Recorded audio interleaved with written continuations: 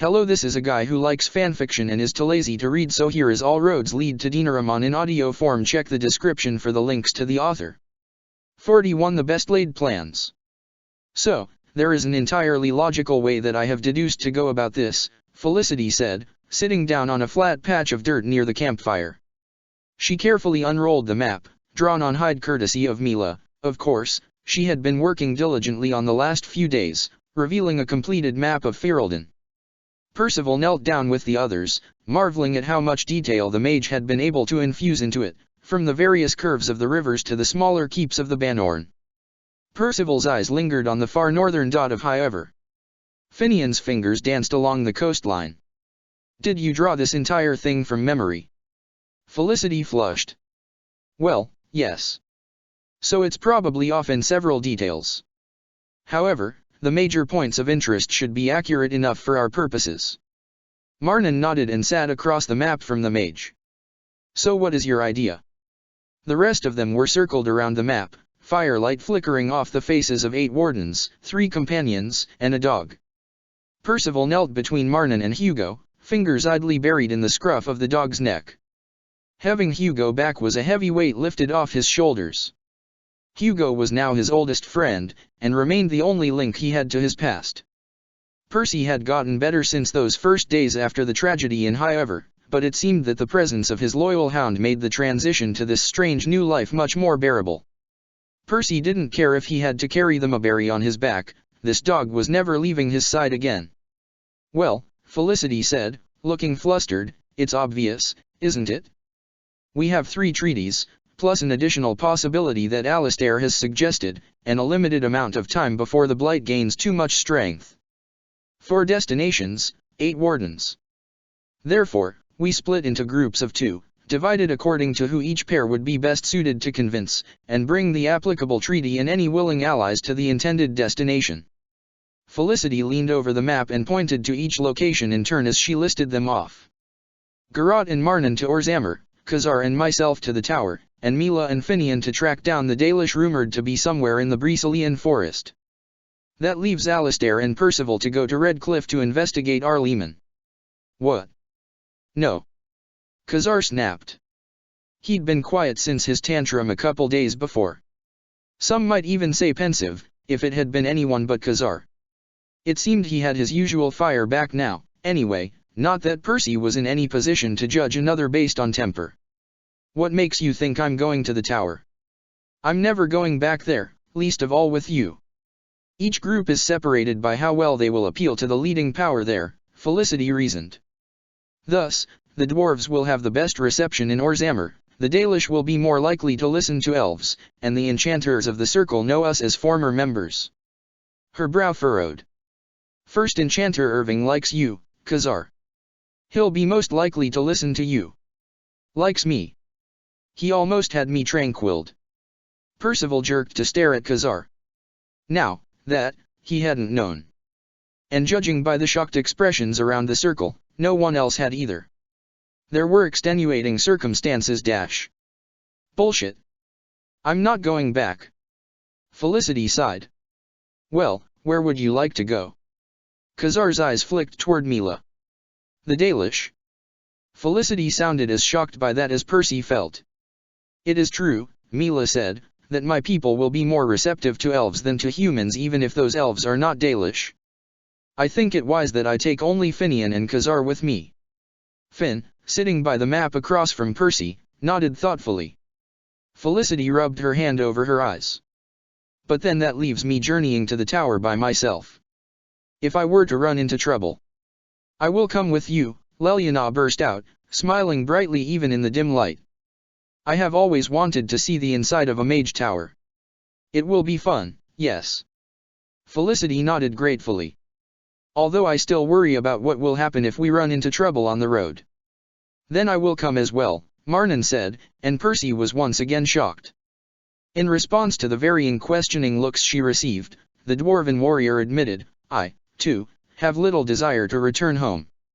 There is nothing for me there. It would only be awkward. Awkward? How could a homecoming be awkward?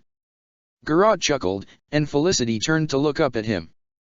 Then you'll be going to Orzammar as the only Grey Warden, if you want to, that is. Garot's chuckling became a rumbling laugh. Of course I want to. I've been dying for the chance to go back and rub my status in the Assembly's collective faces. Felicity frowned. You shouldn't go entirely alone. And so I won't. Hey, Sten. Wanna come to Orzammar with me? The Cunary at the back of the group eyed him for a moment. What will this journey entail? Politicians, probably. But if we get lucky, maybe Darkspawn will have overrun the city, and we'll get to bash in some heads. The Cunary paused, glancing among the other wardens. Then, he sighed. Very well. Felicity nodded, lips pursed, then glanced around at the other wardens. Her gaze landed on Percival. You don't mind going with Alistair to Redcliffe, do you? Percy shrugged. Chances are Alistair and I are going to be dealing with nobles. That's my area of expertise, I guess. If our Lehman can't be roused, hopefully the words of a Cowsland will help keep things from getting too out of control among the Ferelden nobility. Felicity nodded. That was my reasoning. That leaves Morrigan. The healer looked up almost hesitantly at the witch. Where would you prefer to go, Morrigan? The witch hummed, and Percy's hackles rose as her eyes landed on him. Maker's breath, she was like a vulture. One sniff of weakness and she never stopped circling. No, Percy snapped, before he could stop himself. Not with us. Your strangeness will make the situation with the nobles even worse. It was an excuse, and they both knew it. That mouth of hers was curled into an alluring, knowing smile, yet she said, very well then. If I cannot go to the Dalish, and I will not go to the tower, then it seems I am bound for Orzammar. She stepped smoothly around the circle to stand next to Garot. One of her hands trailed up his arm, and Percy's hackles rose again, albeit for a different reason. The dwarf grinned. Glad to have you along, he purred. The woman was a leech. So why was she still so damned appealing? It is settled, then, Marnan said. Tomorrow morning, we will split up and set out. Garot, Sten, and Morrigan will go to Orzammar. Felicity, Leliana, and myself will head to the circle. Mila, Finian, and Khazar will seek out the Dalish clan known to currently be wandering the Bricelian forest. And Alistair and Percival will go to Redcliffe. Hugo barked, and Marnan smiled. Sorry. Alistair, Percival, and Hugo will go to Redcliffe. She sat back. The travel times vary, but hopefully the convincing itself will not take long. She turned to Alistair.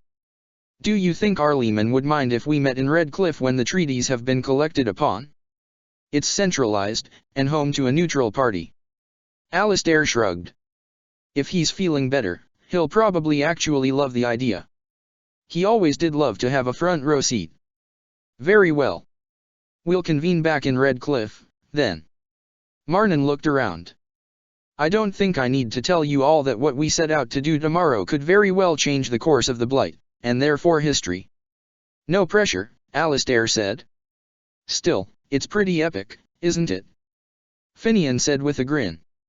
Uniting factions that have stood by themselves for centuries, all under our own broken banner? It's like something out of a story. Leliana giggled. I think that's my line. Still, Percival said, whether it ends happily or in tragedy is yet to be seen. Maker knows it began tragic enough already. But that's what Grey Wardens do, Finian pressed. We turn the tide of darkness. In war, victory. Marnan said, in peace, vigilance. A chorus of voices around the circle finished the motto, in death, sacrifice. Until we meet again, my friends, Marnan whispered, stay strong, and Stone guide you. With that, they slowly dispersed, heading to their tents or away to begin their watches. Percival stood up and dusted himself off.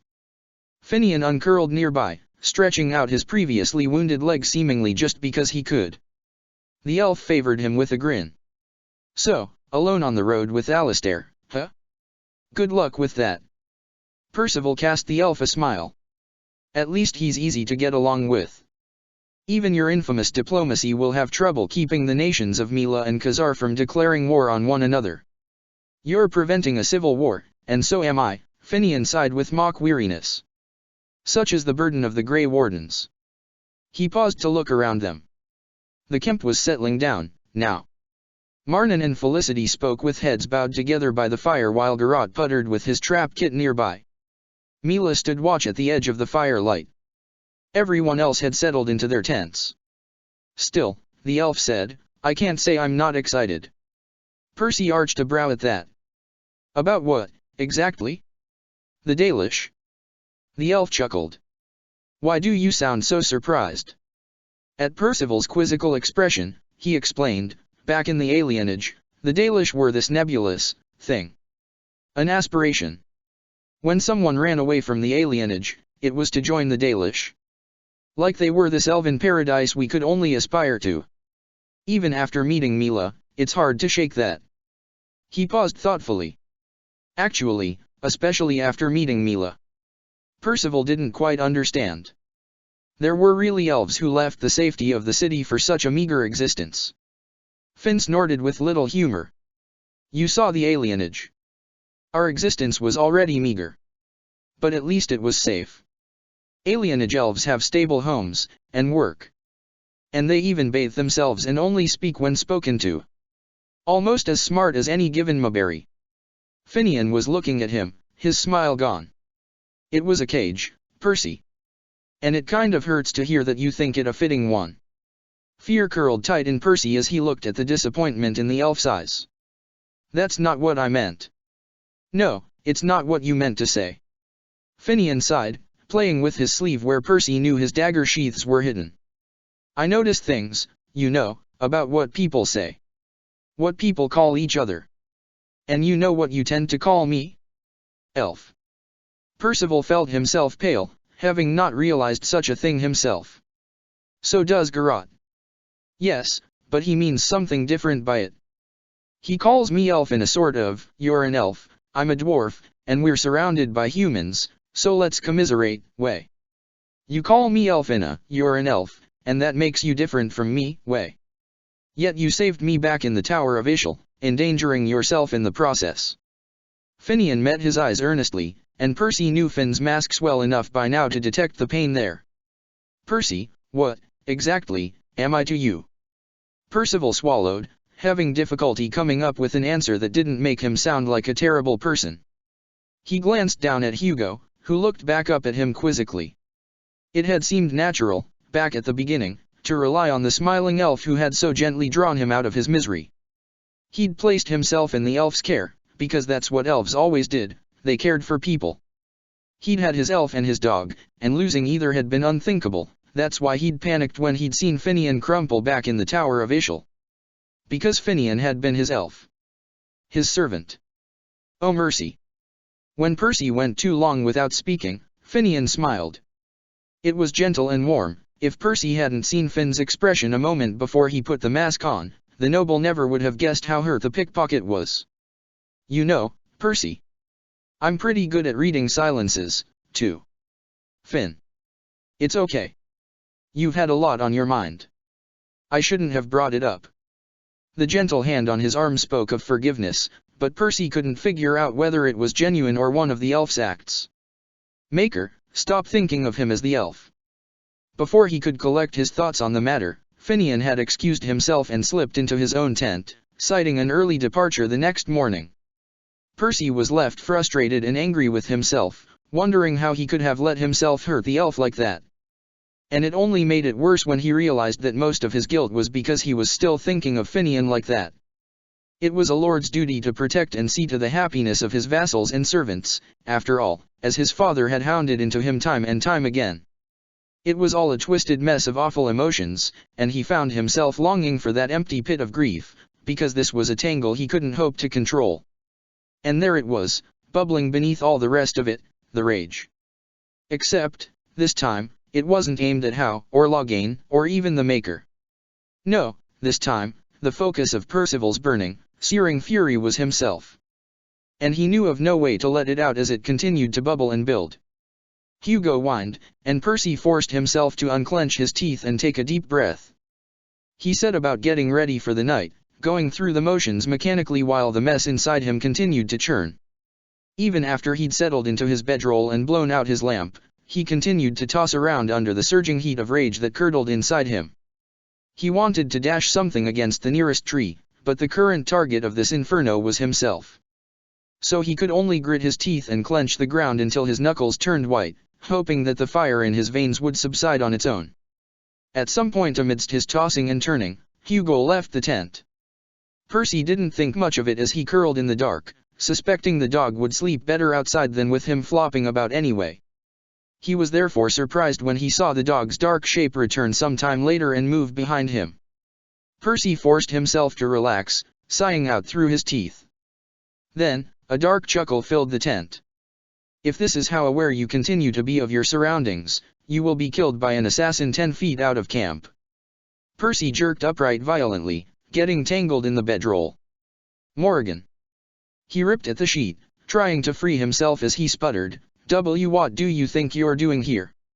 Her silhouette was barely discernible in the dim light filtering through the walls of the tent. She lounged, the low light caressing her form and making her skin look warm and more inviting than ever. Her shadowed smile sent twin bolts of fire through him, one outrage, the other, something else. "Hello, Warden." It burned hotter as she leaned forward and gently touched her hand to his cheek. "One might think you were unhappy to see me." Maker, her scent, wild and distinctly female, he shivered. He forced himself to jerk back. "Unhand me this instant, or I swear I will tear your hand off." Is that a threat, or a promise? She loomed now, creating a striking silhouette that struck longing within him. And Mercy, her scent, at this proximity, that wild, sharp scent she exuded was utterly intoxicating. He was suddenly having trouble thinking. Why? Focus. Why the blazes are you in my tent?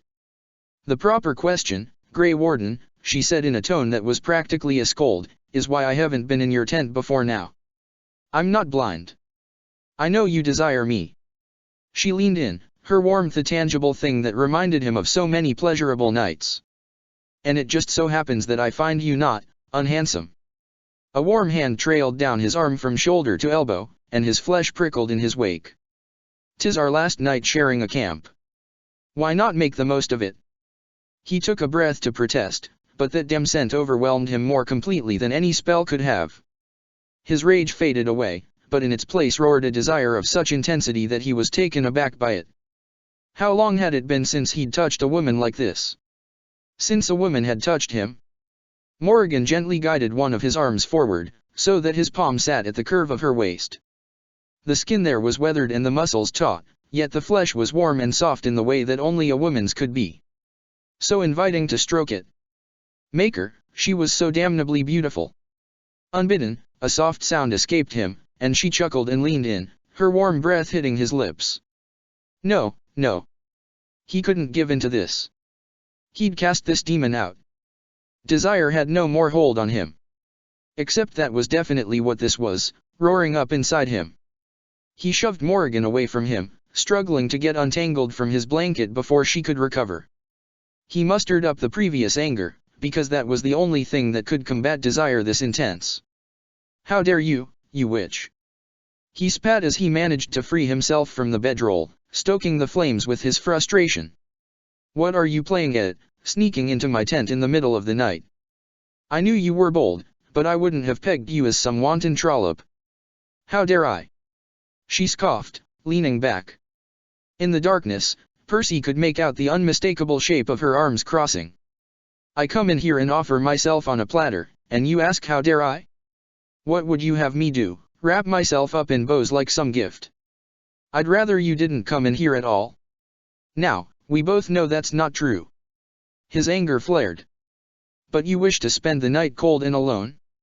Have it your way, I won't stop you." She got her feet under her and started toward the entrance. "Perhaps I'd better send the elf in, instead. I doubt you'd turn him away." His anger suddenly flared, infusing him with white-hot fury, and before he could stop himself, he'd launched himself at the witch. He bore her to the ground, hands shaking with the desire to rip to tear to cause her to hurt, but then her scent wafted over him and something inside him buckled and collapsed and then he was kissing her. Everything burned. It was fury. It was need. It burned through his body, making him want to do something that he suspected was both horrible and wonderful. His rage and his desire had combined into something new, something terrifying. He grabbed at flesh, fingers pressing in just a bit too hard, to really feel that supple body pinned beneath his. He bit and bruised, and she shuddered beneath him, nails drawing stinging lines across his back, and it was pain and ecstasy all at once. Amidst the flames that had overtaken him, a thought crossed his addled mind that this wasn't like him. He'd never bedded a woman like this, primal and rough. But then he felt Morrigan's hands at the ties of his trousers, and the thought fluttered away. He growled low with something, angered as her hoodie need fuck eyes, and he felt Morrigan's sultry chuckle against his cheek. His lust, or was it his fury, surged through him, and he slammed his mouth over those smirking lips, taking control of that acidic tongue with his own. It made her moan, being forced into submission, and that itself sent another jolt of heat through him. He was a roaring bonfire, and she the fuel. He devoured her, uncaring for her gasps of pain, unflinching when she bit and scratched and left just as many marks on him as he did her. He took, and he destroyed, and she joined in the primal, mad dance with wild abandon. The Witch of the Wilds had awakened a beast, and now it devoured her with all the savagery owed it. 42 Departure. Their parting of ways the next morning was muted and lacking for lengthy goodbyes, for the most part because each trio packed up and left at different times. Mila kicked a groggy thief and irritable mage awake and marched them out of camp at the crack of dawn. Then, Marnan and Felicity packed in the dewy early morning, and Leliana attempted to make breakfast, all while Sten shuffled around them to get the campfire masked. It was only long after the first two groups had left that the rest even stirred. And if a giant spider skittered out of a certain noble's tent at some time around mid-morning, while the rest were just beginning to awaken, the only one to see it was an uninterested Cunary, who merely glanced at it, sighed, and then went back to eating his biscuit. 43 A Dalish welcome. You know. I think she's lying to us. She's not following trail markers. She's just leading us deeper and deeper into the forest, and then she's going to leave us there to die. Khazar, we're not lost. No, she's not lost. We, on the other hand, have spent the last 2 days wandering past what I swear are the same 3 clusters of trees. We are completely, utterly, absolutely lost, and she knows it. It's all part of her plan to get rid of us. I really can't tell if you're joking. Mila had long since stopped trying to silence the pair's banter. Still, she could only sigh and lament the loss of all the game they scared off with their noise. She supposed that the Dalish scouts currently lurking among the trees might at least get some entertainment from it. Perhaps that was why they had yet to make themselves known. She'd sensed the scouts watching the wardens at camp that morning, and the scouts had been shadowing the party ever since. Still, it was bad form to address them before they were satisfied as to the harmlessness of their group, so Mila continued leading the flat ears through the Bristolian forest, following the subtle stacked stones that were meant to lead friendly travelers to a neutral area near the camp. She supposed she might have lurked over long, herself, just to listen to the pair's back and forth. Maybe the whole Dalish thing is a trick, meant to lure us into the woods where no one can hear us scream. Maybe they actually kill other elves. Who would know? Finian laughed. I'd think someone would have noticed a trail of elven corpses, even in the middle of the forest. Not if they've got a way to get rid of them. 2 words. Demonic. Trees. Well, now you're just starting to sound paranoid. I'm dead serious. We had a class on this at the tower. In places where there have been lots of deaths, the veil wears thin, and demons sneak through. Thing is, they don't always possess people, or even animals. Ergo, demonic trees. We call them Sylvans, Delithalan, Mila offered from up front. Aha. See? She's totally planning to feed us to one. I think I'll choose this time to point out, Finian laughed, that, demonic or not, trees are made of wood, which I understand burns even better than darkspawn flesh. If it comes down to it, you'll just have some particularly evil kindling. Khazar mumbled something, and even Mila had to bite back a smile. Admittedly, she hadn't held either flat ear in high regard as they'd set out on the journey. Finian was friendly enough, but soft and used to the ways of the human cities. Still, he was curious and receptive, and seemed genuinely eager for the chance to meet a Dalish clan. Khazar, on the other hand, stubbornly refused to acknowledge the primal yearning that Mila knew plagued him. She could only hope that he didn't choose to take out his frustrations on the innocent Elvayan, if only because it would make asking for their aid all the more difficult. Dalish did not easily give aid to outsiders. That, Mila knew from personal experience on the other side of the exchange. Halt, strangers. Come no further. The flat ears jerked in surprise at the voice, but Mila only bit back a relieved sigh. At last, the Dalish were showing themselves. She had admittedly begun to worry that they would not do so at all. Daratisha, Mila bade them, stepping forward to greet the trio of warriors that emerged from the path ahead of them. I am Mila Mahariel of the Sabre clan. I bring Grey Wardens in need of assistance from the Dalish who dwell here. You are not of our clan, Mila Mahariel, said the leader, a tall, striking blonde woman with a voice as unyielding as the earth. Her bow was steady, she leveled it at them.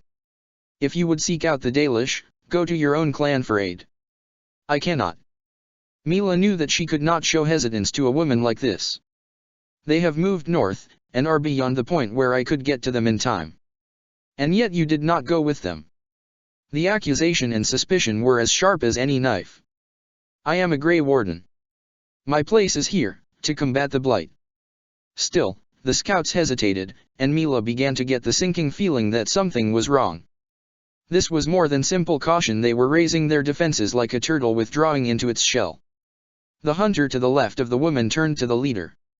Grey Wardens are exceptional at combating evil forces. Perhaps they can help. It is not their business, the leader hissed back. Is everything all right?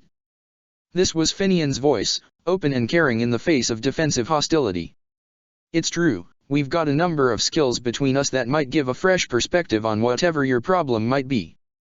And as we desperately need the legendary warriors of the Dales to combat the upcoming blight, we will do whatever is necessary to secure your safety and health in order to make that possible.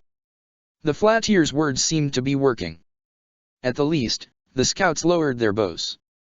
We have felt the blight encroaching on the land, the leader said, eyeing Finian. The Flat-Ear just grinned, adopting a non-threatening, yet still confident stance that spoke of hidden strength. Mila wondered whether such a posture was a natural one, or fabrication on the thief's part. At least his leg had fully healed. It wouldn't have been very convincing to assure the Dalish of their capabilities while sporting a limp. Very well, Grey Wardens, the leader said. I am Mitra, and I will guide you to our camp. Mind yourselves. With that, she turned and began leading them back along the path, cutting through the underbrush with confidence and grace. As the wardens fell into step behind her, Mila heard Khazar whisper, Is it just me, or is Mila totally checking out Mitra? You, my friend, Finian chuckled, need to learn the meaning of the word tact. Mila felt her face go warm, but ignored the flat ears, instead leading them silently along the path Mitra cut back toward her clan. When they finally broke through the trees and came upon the camp, it felt like coming home to Mila.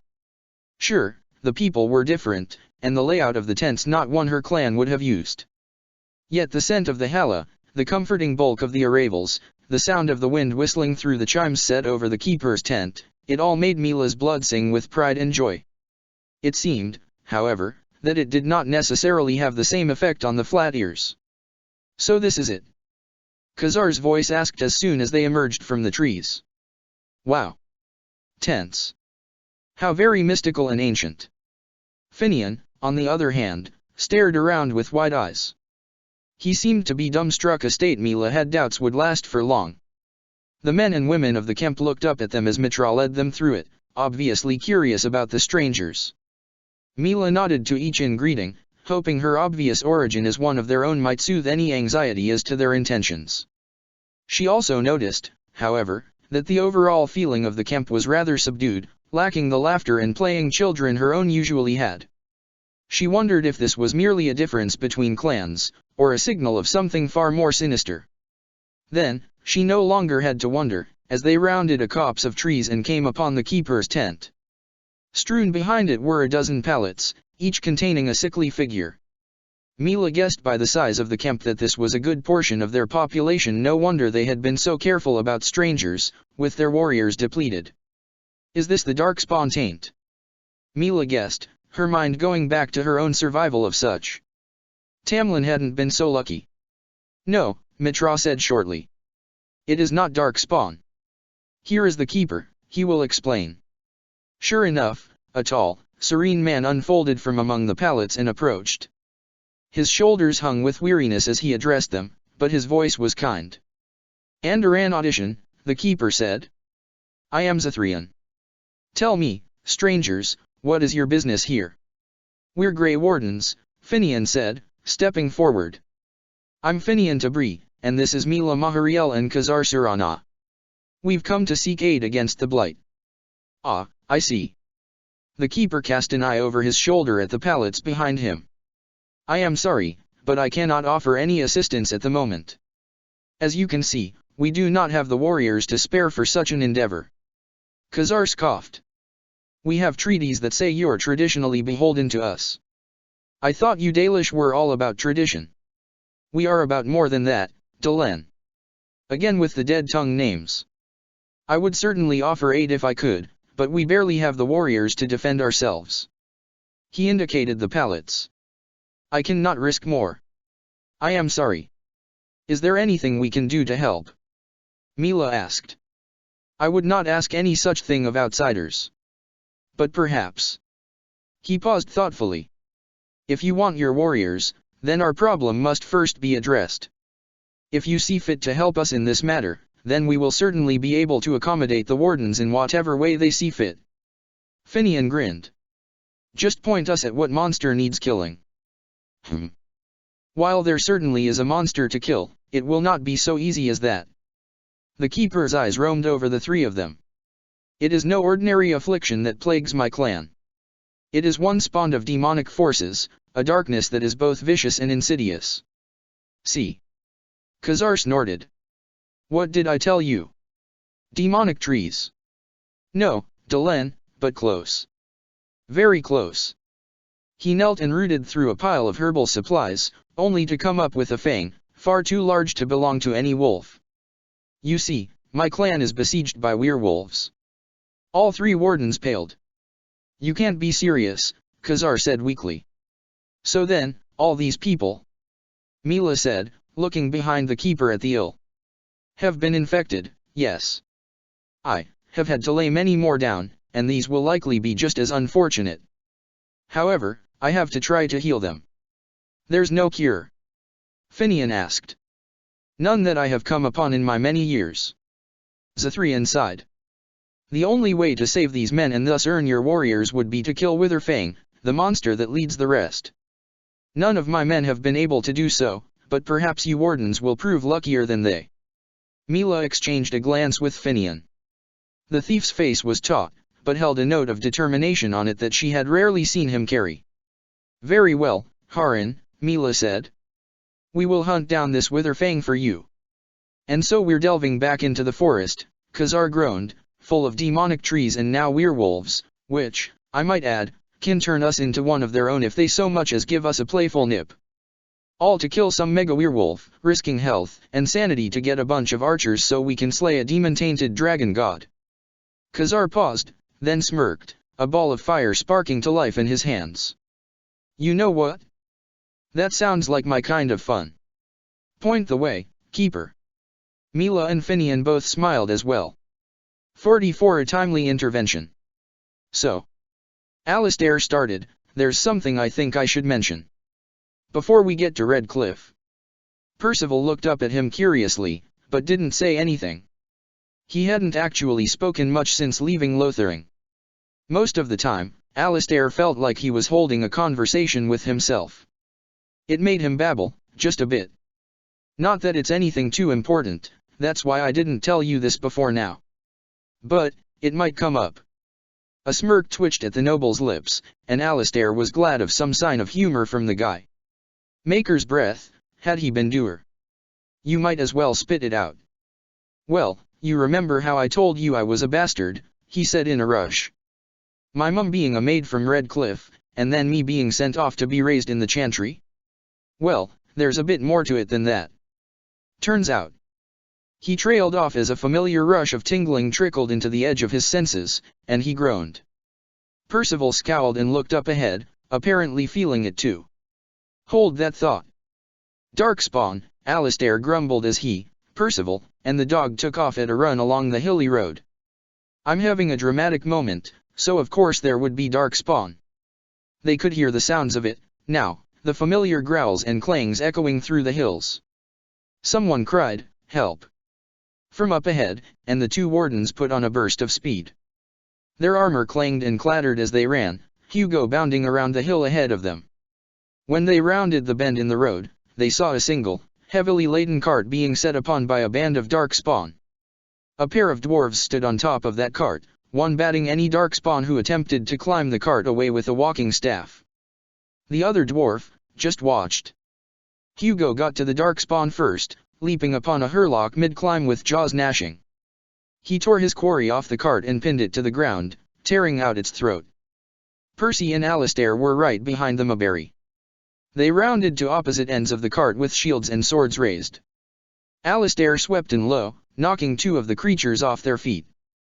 Then, putting his back to the cart, he went about the bloody business of cutting the creatures into little bits. It wasn't long before he was surrounded by a mountain of the things. Even so, when he heard one of the dwarves above him cry, "Get back, boy!" he wasted no time in jumping to the man's aid. He slid around the cart, only to see that a pair of genlocks had succeeded in climbing on top of it, with a third halfway up. Alistair put his sword through the one still climbing, then tried to climb up onto the cart himself. It proved more difficult than it looked. Grumbling, he let his bulky shield drop to the ground, then tried to climb up again. The dwarves were being backed to one corner of the cart, though the elder tried to ward them off with his stick, the younger safely behind him. Alistair got his foot on one of the wheels and, with a grunt, rolled up onto the edge of the cart. The entire thing rocked, making both dwarves and genlocks need to regain their balance. Alistair didn't even try to stand up on the overladen thing. Instead, he got to his knees and drove his sword into one genlock's side. It shrieked and turned on him, and it didn't take much for Alistair to grab hold of the creature and toss it off the cart. The genlock landed flat on its back on the ground, and that was all Hugo needed to maul it to death. The other genlock continued to harry the dwarves, grabbing the walking stick and wrestling the older one for it. Alistair crawled up behind it and pommel bashed it over the head. It slumped, and the elder dwarf kicked it off the cart after its brethren. Percy and Hugo had done a stellar job cleaning up the Darkspawn below. Blackened corpses now littered the road. Percival himself stood over the Pax Alpha, panting heavily and staring down at the thing. "Thank you kindly." "Mighty tight, that was," the elder dwarf said with a relieved laugh. "If you and your friend hadn't shown up when you did, I don't know that me and my boy would still be standing." Alistair smirked and sketched a mock bow, even though he was on his knees. "It was no problem. It's what we heroes do, you know. Now, how do we get down?" The dwarf laughed, and nodded toward the younger, who was already hopping off the cart. When the boy hit the ground, however, Percival's head snapped up, and the look in his eyes made Alistair scramble off the cart despite his bulky armor. His ankle jarred from the fall, but he ignored the pain to put himself between the dwarf and the noble. Percival's rage-clouded eyes turned to him, and there was no flicker of recognition in them. The other warden took a menacing step toward him, a snarl rumbling in his throat. "Percy? Chum? Battle's over. Nothing left to kill." Hugo whined his agreement. The noble blinked, and sense slowly returned to his features. Alistair sighed in relief as the noble glanced around, getting his bearings. This battle frenzy Percy tended to work up was getting a little bit disturbing, but Alistair couldn't really think of a way to fix it. He limped back to the cart to help the elder dwarf down. "Many thanks again," the dwarf said. "If you keep helping me out, I'm going to owe you quite a debt." "Hey, the chance to kill a bunch of Darkspawn. We should be thanking you." The dwarf chuckled. "You're a braver man than I, then. Or more foolhardy, hard to tell the difference sometimes. Name's Bodan Fedek, and this is my boy, Sandal. Say hello to the nice gentleman, boy." Sandal smiled brightly up at Alistair. "Hello. Alistair could only blink and wave a greeting at the boy's cheerfulness, given the circumstances. Percy drew even with Alistair, apparently now fully recovered as he wiped blood off his sword. "I'm Percival, and this is Alistair. What are you doing out here, traveling in darkspawn-infested areas? You don't look to be refugees." "Ah, and that we are most assuredly not. I'm a merchant, braving the roads no other man would dare, and making a tidy profit off what gets left behind in the shuffle." Alistair raised an eyebrow. "So, you're a scavenger?" Bodan seemed honestly surprised by Alistair's flat tone. "I rescue things. A man leaves in a hurry, he leaves some things behind. Nice things. Things that we can't let the Darkspawn horde get a hold of. I find these things, keep them out of Darkspawn hands, and bring them somewhere people can actually use them. That's not wrong, now is it?" "You know," Alistair said to Percival, between him and Garrot, "I'm starting to think this is a dwarf thing." "What would be Finn's excuse, then?" "You think maybe he's half dwarf? Can that even happen?" Percy snorted a laugh, then turned back to Bodan. "No, I can't really say it's wrong. You're right, better you find them than the Darkspawn.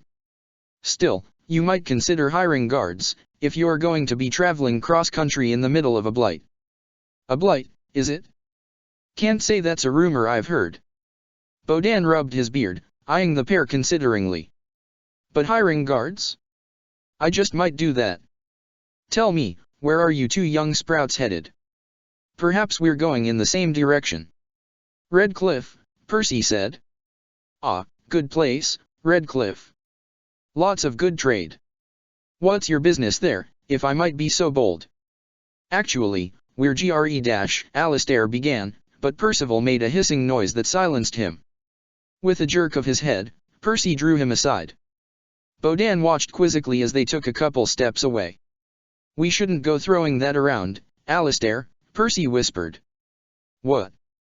It wasn't like I was going to intimidate him or anything. He's a merchant and a scavenger, which means he's obviously driven by profit. Do you really think he wouldn't sell us out to Loghain's men if given the chance?" Alistair felt a dark anger stirring in him at all the levels of treachery the Terran was guilty of, but he shoved it down. "Still. You want me to lie?" "Not lie. Just don't go walking around screaming we're Grey Wardens, come and get us from the top of Fort Draken. The fewer people who know what we are, the less likely we'll be betrayed by one of them." Alistair studied his companion for a moment. "Something happened, didn't it? Before Ostagar, even. Let's just say I know well the feeling of having a figurative dagger thrust into my spine. It's not an experience I'd like repeated a third time." Alistair nodded, the bitterness of Loghain's betrayal of the Wardens making him agree with the noble. As one, they returned to the dwarves. Bodan was watching them curiously. "We're King's men," Percy said, at last. Bodan laughed. "Something tells me there's more to it than that, but as you will, I won't pry. Pleasure to meet you both. I find myself fancying a stop at Redcliffe myself. Mind if I tag along?"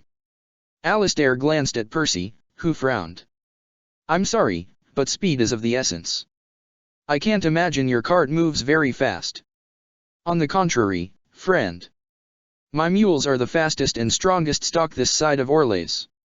And having me and my boy along is hardly without its perks. Why, strong young fighters like yourselves will no doubt have use for enchantment, which my boy is a fair hand at." "Enchantment?" Sandal broke in cheerfully.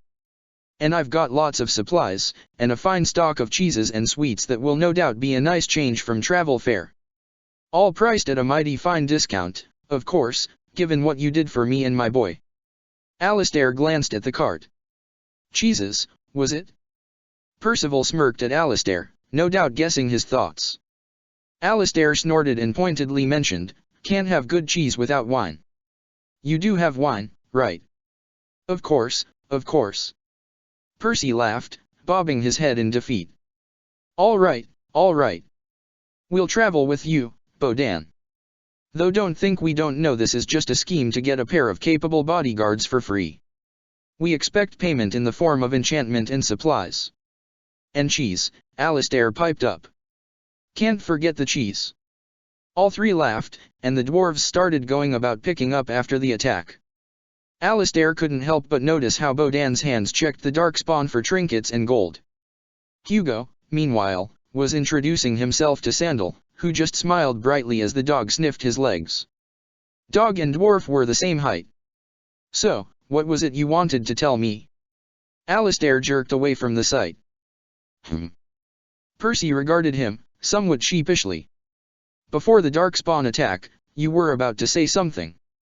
Something that might come up at Red Cliff. Alistair opened his mouth, his mind going back to the conversation not 10 minutes ago. Suddenly, it seemed like too much. Maybe Percy had a point, the fewer people who knew dangerous secrets, the better. You know what, it doesn't matter. It probably won't be important. Percy just shrugged and moved to wipe some of the blood out of Hugo's fur. Alistair was left alone, thinking that maybe he'd regret the decision later. Still, for now, it didn't matter. So he'd just keep his mouth shut, and hope that Eamon was well enough to be able to do the same. Maker, he hoped Eamon was alright. After Duncan, he didn't know what he'd do if he lost Eamon, too. 45 Girl talk. And that is how you properly dispatch a group of bandits, Marnan said, planting her bloodied axe in the ground as she caught her breath. Not by talking them into walking to their own deaths. I really wish I had seen that, Leliana said with a grin. She wandered among the bodies strewn about the lakeside road, collecting her arrows. Felicity, however, frowned over the bodies, even while Marnan felt a burst of healing go through her that eased her new bruises. This isn't right, the mage said.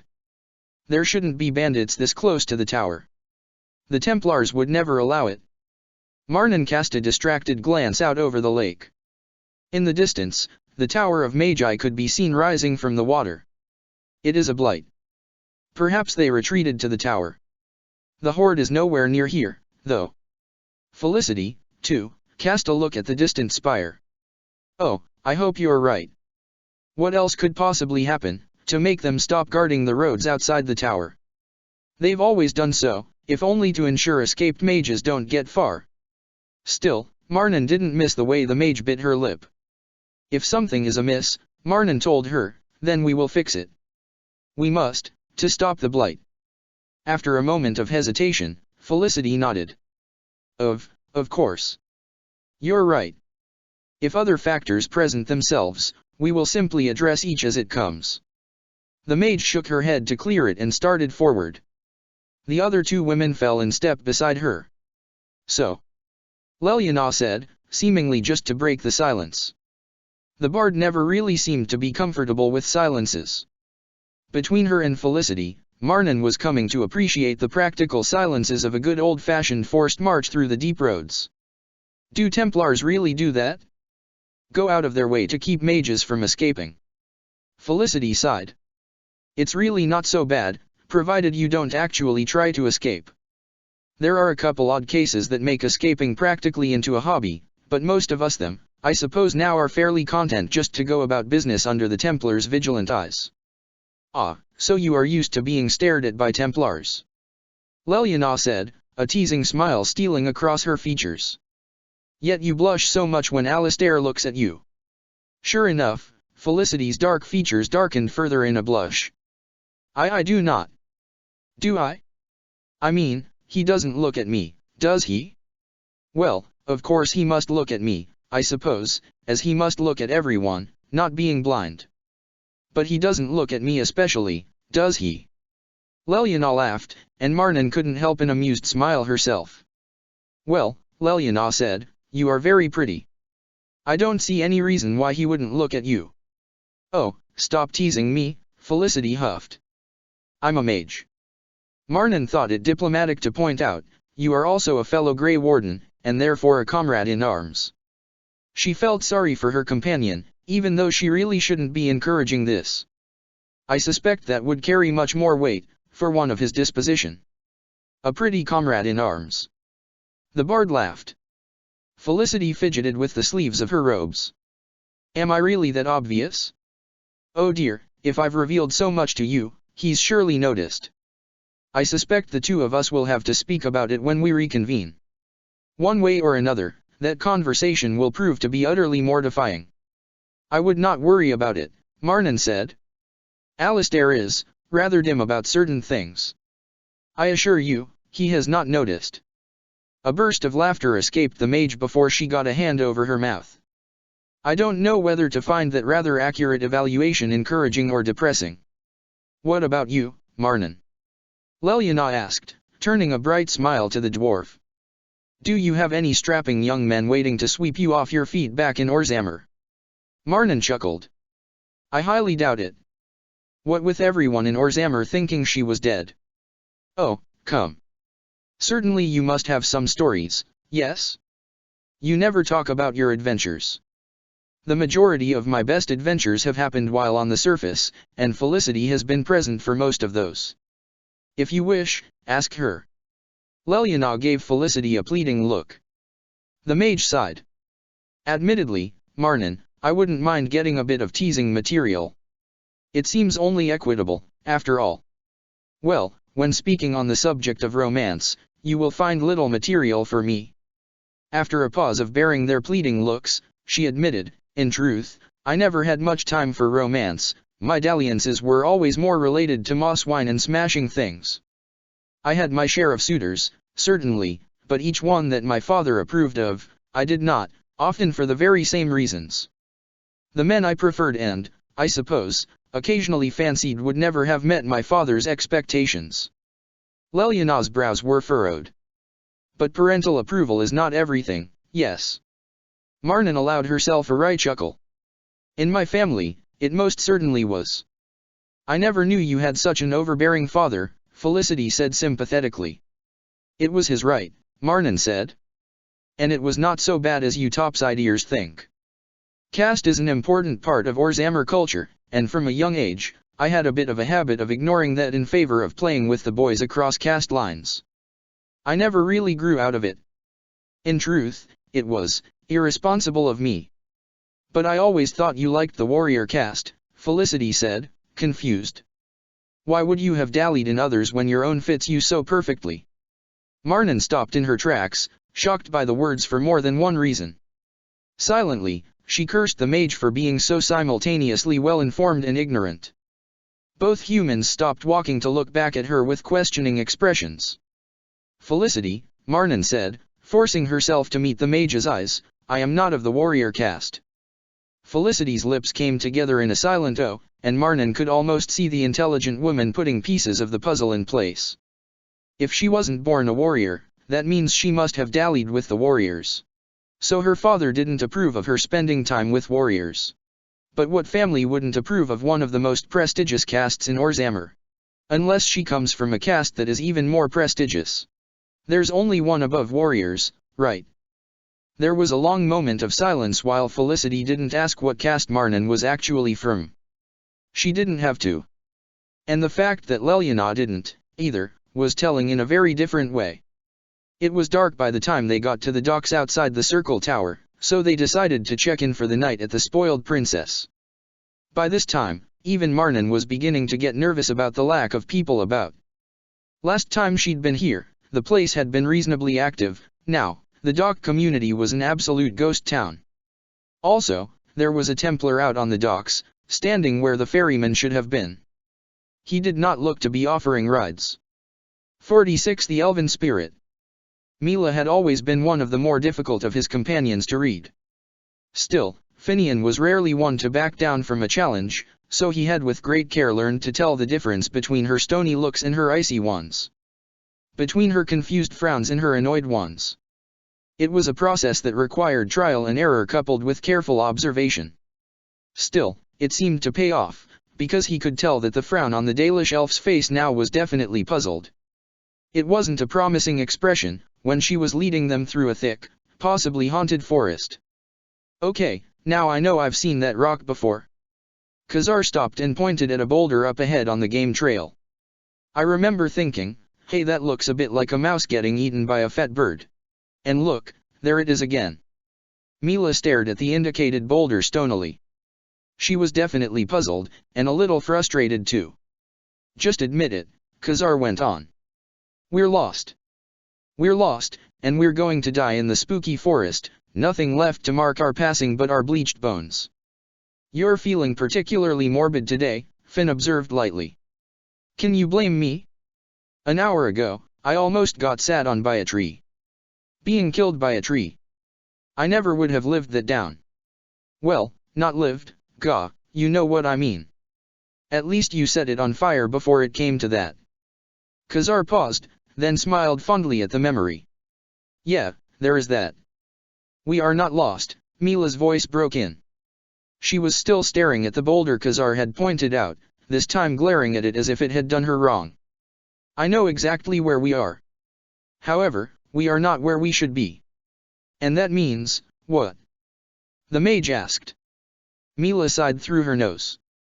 It seems the legends of this part of the forest being guarded by a wily spirit are true.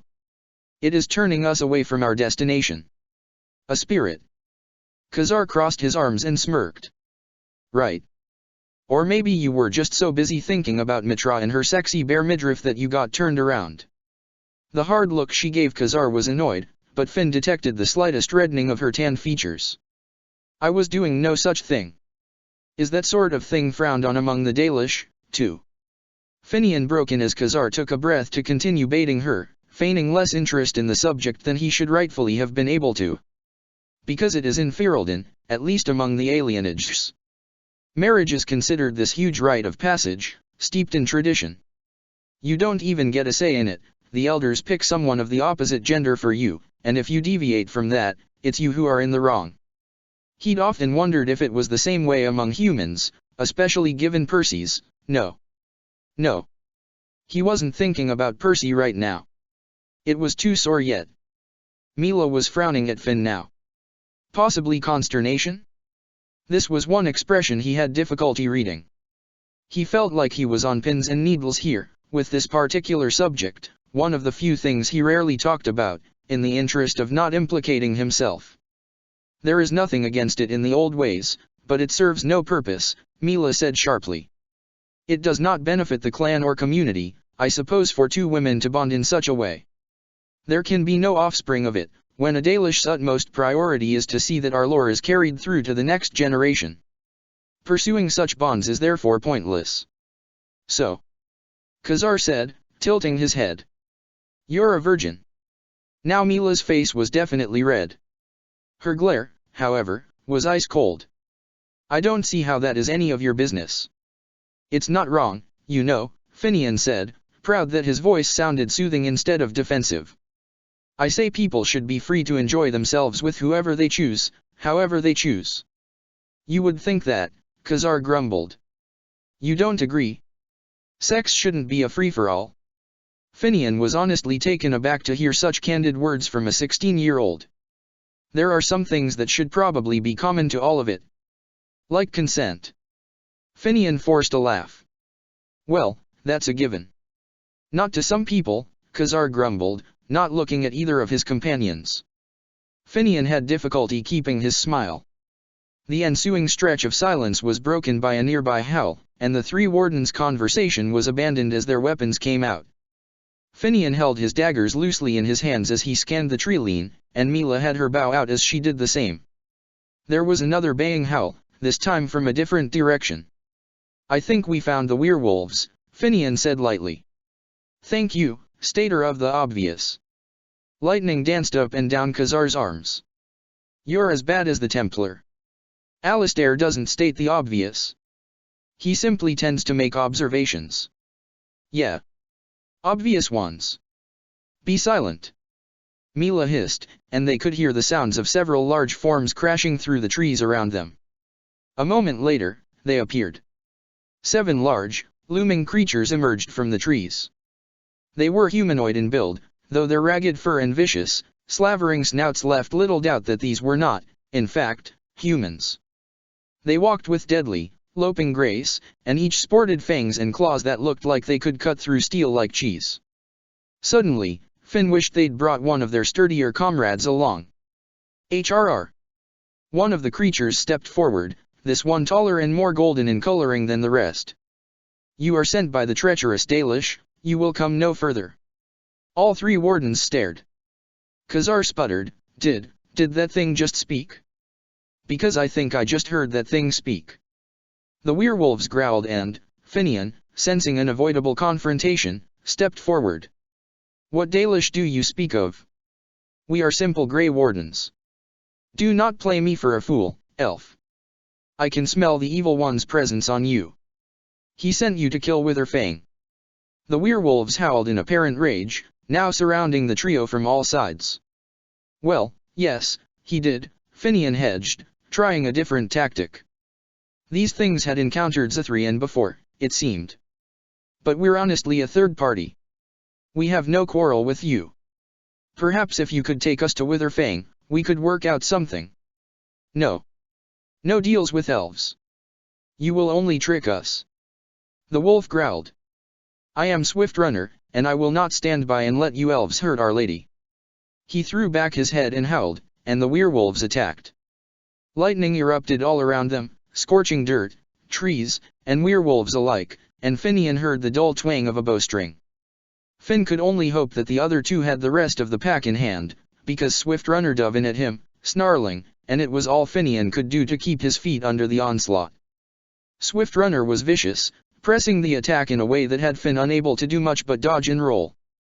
He came out of a roll behind Swift Runner's back, and managed to slash out at the werewolf's hamstrings, but the creature's hide was thick, and Finn had to jump away again before it truly did any damage. The prey thinks it can run away. Swift Runner growled in outrage, its arm darting out faster than Finn could anticipate as he was trying to skirt around the large creature. Swift Runner's claws pierced his leather armbands, drawing blood, and the creature used its grip to whirl the elf around and slam him into a tree. Finn's breath whooshed out of him. Parts of him were still a bit sore from last time he'd been slammed around like that, and he blinked spots away from his eyes. When he could properly see, Swift Runner loomed over him. The elf swiped toward the monster's throat, but Swift Runner's jaws snapped out and caught his left hand, even as the right one slit a shallow red trail across the werewolf's neck. Finian winced as he felt the creature's strong jaws crushing the delicate bones of his hand, and his dagger dropped to the ground. Swift Runner's claws came up and pinned Finn's hands to the tree. You take a message to the Dalish elf, Swift Runner growled, its rancid breath stealing over Finian's face. HRR. You tell him no more tricks. He knows how to end this. HRR. You tell him to break it, or all of his precious elves will die. Finian nodded, his mind whirling through what such a message might mean. With a final snarl, the werewolf pushed away from the trunk and howled, and the three werewolves left standing bounded away from the globe of fire that had sprung up in the middle of the road.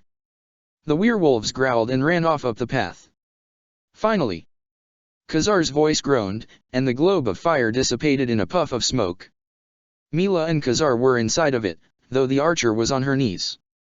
She raised her bow after Swift Runner's retreating form. No! Finian cried, jumping into the woman's shot. A moment later, the werewolves had disappeared into the forest. Mila lowered her bow, scowling at him. You would defend such a creature? They're sentient, Finian panted, rubbing at his injured hand. Zithrian never said they were sentient. Khazar was looking at him as if he'd sprouted another head. They're also still werewolves. Mila nodded in agreement and tried to stand, but promptly doubled over again, hand going to her midriff. 4 deep lines crossed her stomach where one of the beasts had gotten its claws in her. Blast it! Khazar spat, noticing the marks at the same time Finn did. I think we're out of poultices too. We should have bullied Amel into making us more back in Lothering. I am fine, Mila said, this time succeeding in standing. It did not make Finian any less wary. I'd like to head back to the Dalish camp anyway, Finian said. I think we need to talk to Zithrian about something before we try to go any farther. It's not like the haunted spirit forest will let us get any farther anyway, Khazar said, and the trio started back reluctantly, on Mila's part. Finian sighed. Anyone else get the feeling we're just running a maze for someone else's entertainment, here? Khazar snorted. Remember when you accused me of sounding paranoid? Finn shrugged. I don't do well with being trapped. And that's what this whole thing feels like. Trapped. Well, you know what it's like, Khazar. Having everything dictated for you by others, where you can go, what you can do, where you can live. Khazar stiffened. No one tells me what to do. Finian stifled a sigh, because really. Well, they did to me. I've never handled cages very well, I guess. He paused, noticing that both were looking at him curiously as they walked. He figured a story might illustrate his point best. My cousin Shiani once caught a rabbit. It was a spindly little thing that had been getting into the neighbor's vegetables, but she managed to catch it with an old water cistern. Next thing I knew, she dubbed it cabbage and pestered my father into building an enclosure for it in our yard. I felt sorry for it. It was like it had its own alienage, separating it from its natural brethren. Mila made a soft sound, and Finn didn't look up to see whether it was from the story or from her wounds. So, one night, I snuck out and let the rabbit go. I snuck out of the alienage with cabbage bundled in my arms. If anyone had caught me, they'd probably have thought I was smuggling something. But I let it go among the noble estates, where it would have plenty of food and room to roam, then snuck back into the alienage with no one the wiser. Of course, when Shiani saw what happened, she immediately guessed it was me. She was so furious. I had to do chores for her for a week before she would even speak with me again. He chuckled fondly at the memory. Can't say I regretted it. The freedom of a dumb animal was worth a week's chores. Khazar said incredulously. It was symbolic, Mila posited softly. She eyed Finn thoughtfully, and only Finian's diligent study of her allowed him to read the new respect there. You could not free yourself, so you freed the rabbit. Finn nodded, smiling. I've never liked the cage of alienage life, but I couldn't think of any way to get out of it. Any other city would treat me exactly the same, and I certainly wasn't going to bank on stumbling into the Dalish. No offense, Mila. We do pride ourselves in being difficult to track. Then, Duncan came along, and freed me in a way that I never thought possible. We're more than elves, you know? We're Grey Wardens, and that means that even the Shems have to respect us. They should respect us for being elves, as well, Mila said quietly. Uncertainly, Finn nodded. They thought about that all the way back to camp.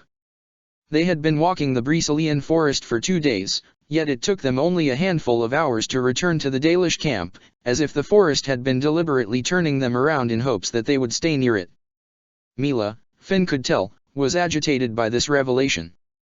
They walked into the camp at dusk, weary and dirty. Zethrian greeted them just inside the camp. Ah, you return. And yet the curse remains. Have you given up the quest? No, Finian said, suddenly annoyed by the older elf. Still, he hid it well behind his tiredness. But there's something we need to discuss. Zethrian nodded, as if he'd been suspecting as much. Now is not the time for such things, then. Come, rest and heal. We will handle such things by the light of the morning. He left them at that, and another robed elf came forward. I'm Linnea, Zethrian's first. To Mila, she said, come, Lethalin, I'll see to your wounds. Mila sighed and nodded, and Linnea turned to the men. Are either of you hurt as well? If so, we have herbs that can ease such things. It's the least we can do, after what you've agreed to do for our people. Finian waved her off, and Khazar sniped, it really is the least, of that I agree. Thank you, Linnea, Mila said. Perhaps you might show me the uses of some of these herbs, so we might be better prepared. Of course. This way. The two women headed off, toward the area that still seemed to be functioning as a hospice. This left the two non-Dalish elves alone. For a moment, Finian just looked around, at a loss as to what to do. The Dalish camp was beautiful in the evening light, in a wild, yet homey way. Torch posts littered the grounds, casting a flickering orange glow over the dusk-lit earth. The craftsmen seemed to be tidying up their workstations for the night, and Finian saw a group of elves gathered in a circle around a man who gestured in the manner of one telling a story. Great, so now we're spending a night among these people, Khazar's voice grumbled next to him. I don't know, it could be exciting, Finn said, understating his curiosity so as not to upset the mage any further. Exciting? Facing an army of darkspawn is exciting. Setting a demonic tree on fire and listening to it burn is exciting. But this? This is just aggravating. How so? How so what? I find the atmosphere rather relaxing. So why do you find it aggravating? Khazar had obviously never been asked to explain such a thing before, by the way he stuttered. Well, it just is. He huffed and stalked off, leaving Finian alone. Finian wasn't one to waste such an opportunity to explore. He'd spent his whole life confined to the narrow world of Denerim, where an elf was better off keeping out from underfoot and blending into the humans as much as possible. As it happened, Finian had very often taken advantage of how beneath notice elves were not being worth attention, made it a great deal easier to slip away with things that may not have been strictly his. But this was entirely different, and the sheer magnitude of that difference only dawned on him as he wandered around the camp. These elves didn't just acknowledge their elvishness, they celebrated it. It was in their food, their clothing, the tales the storyteller spun around the campfire.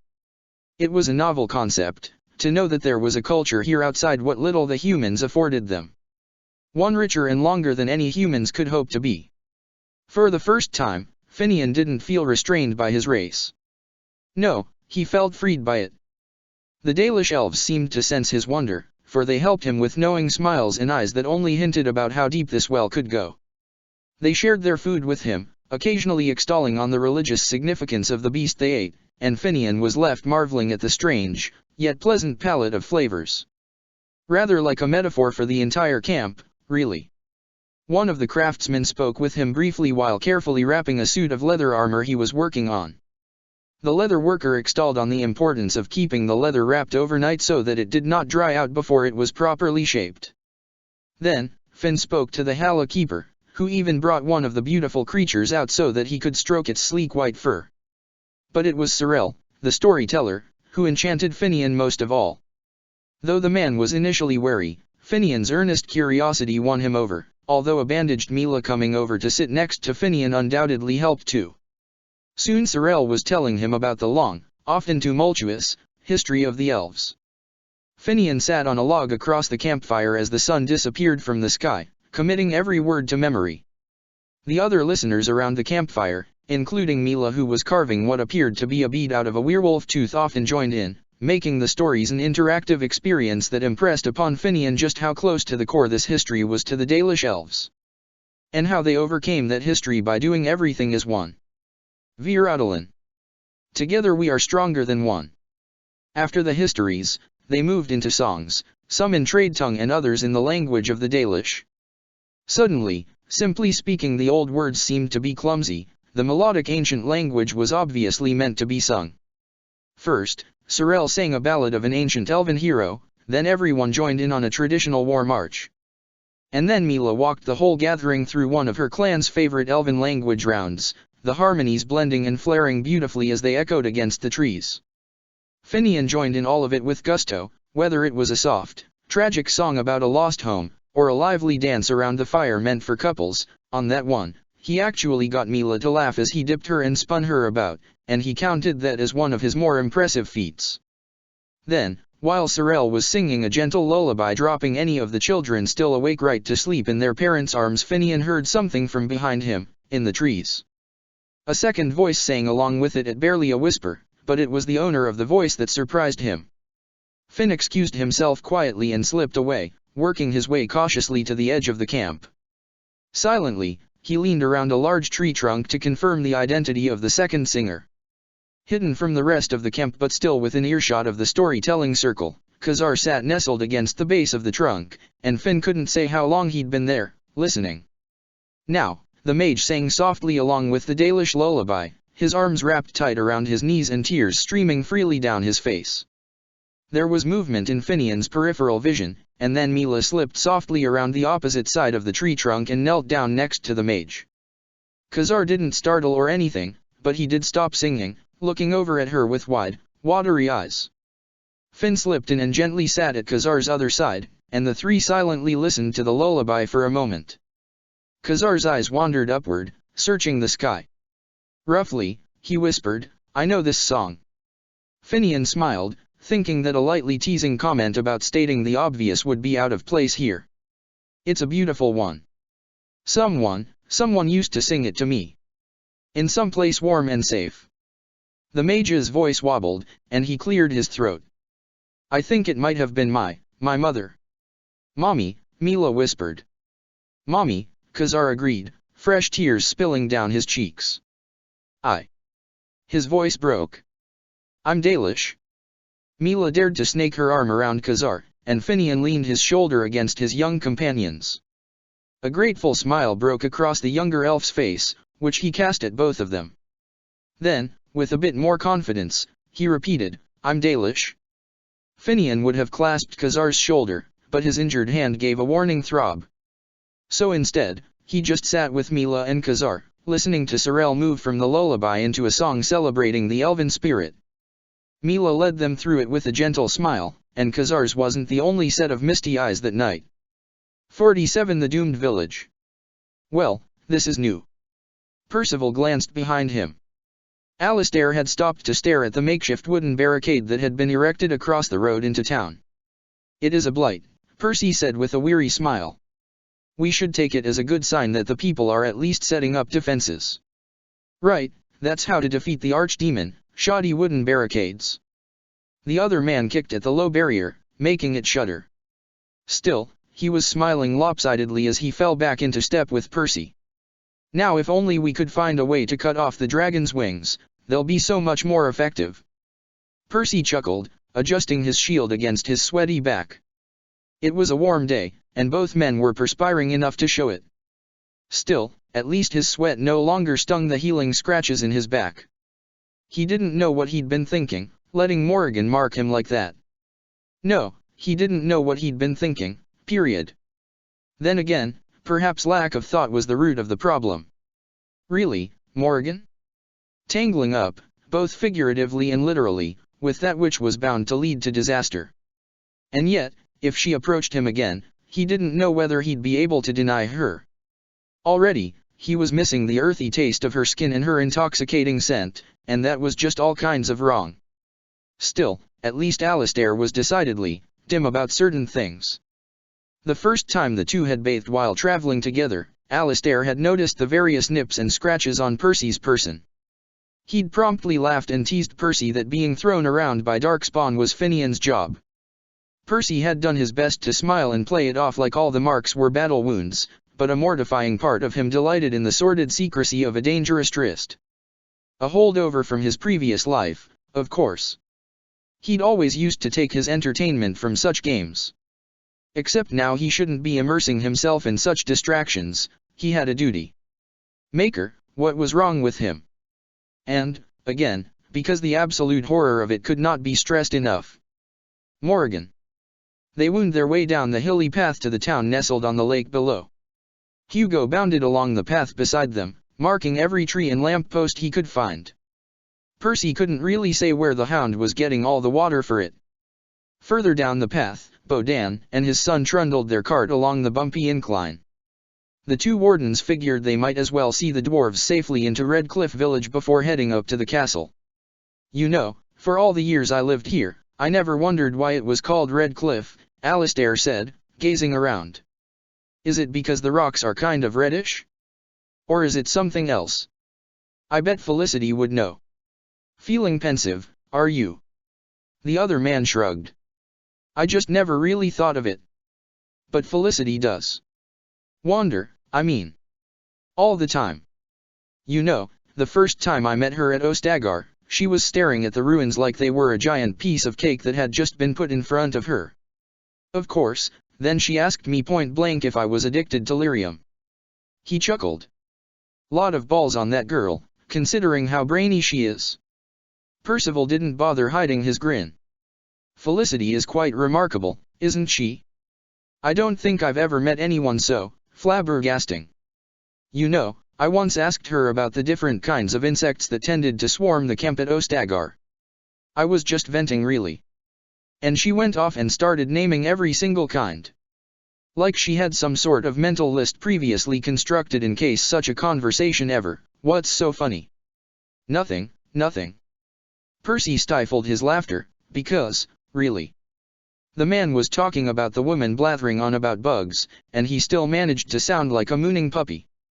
Paw, virgins. Percy glanced down the trail, and only then did he realize that there was a commotion up ahead. The dwarves, it seemed, had run into their welcoming party, in the form of one harrowed-looking guardsman. Not here to help us? Have none of our messengers gotten through? The two wardens picked up their pace as Bodan cast a confused look back at them. What's this, now? Alistair asked, the two of them stopping beside the merchant. What's going on? You really don't know? The guardsman asked.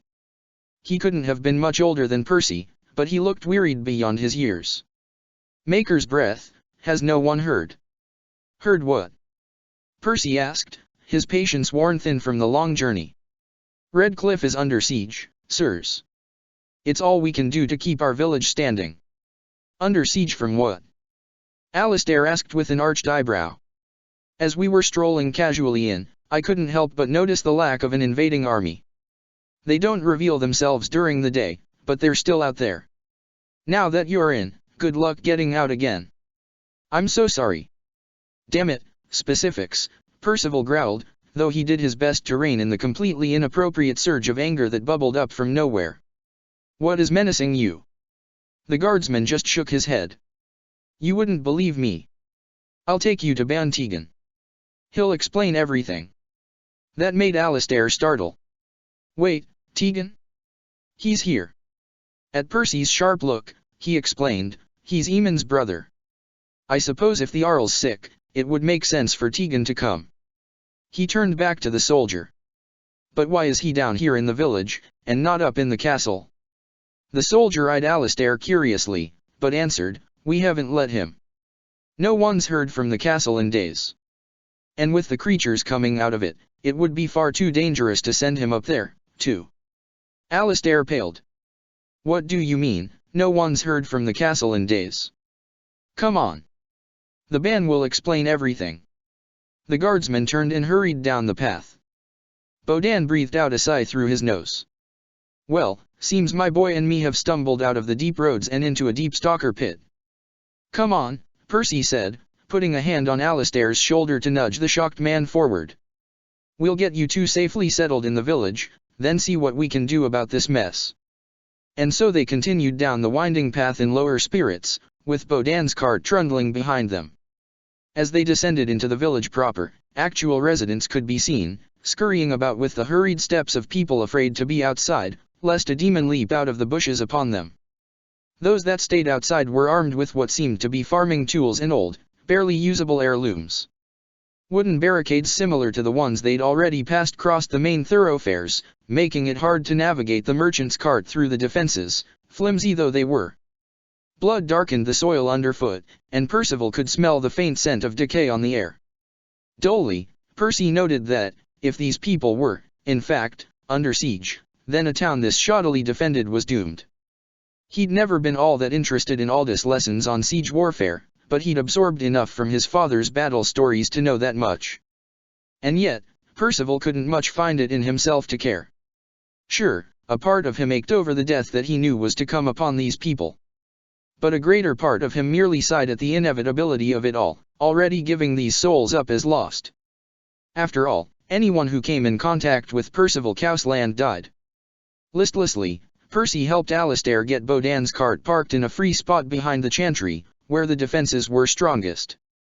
The other warden, in stark contrast to Percy's apathy, was thrumming with anxiety, obviously worried about his childhood home. Had however not already fallen into traitorous hands, Percy might have empathized. The travelers followed the guardsmen into the chantry building. Once inside, the others continued forward, but Percy stopped in the doorway, a spike of anger shooting through him, just as it had back in Lotharing's chantry. He had never been particularly pious in his previous life, no pristine chantry brother in the making, for certain. Not with his habits. However, Malol, the Cowsland estate's mother, had been a dear friend, always willing to lend a gentle ear when his parents' judgment would have been too harsh. One of the few women in his previous life who he hadn't attempted to bed.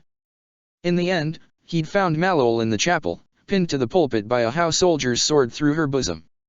Where was the Maker, then, while his kindest and most noble followers died?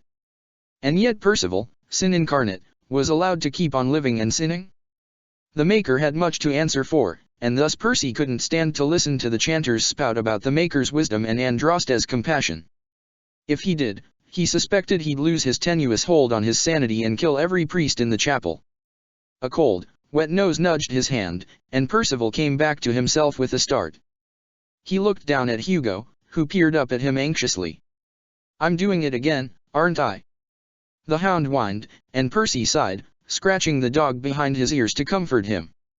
Then, step by step, he proceeded into the chantry. The similarity to the Lothering chantry was striking.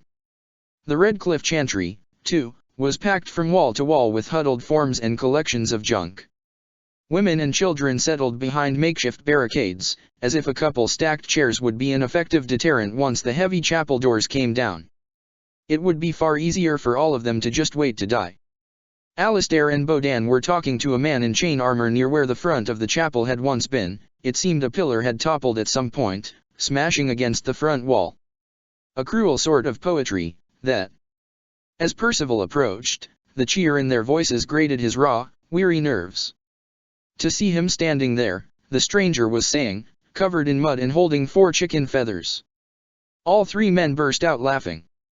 In my defense, Alistair chuckled, his face red, that horse always did have it out for me. According to you, the man said with a winning smile, all the horses had it out for you. Why yes.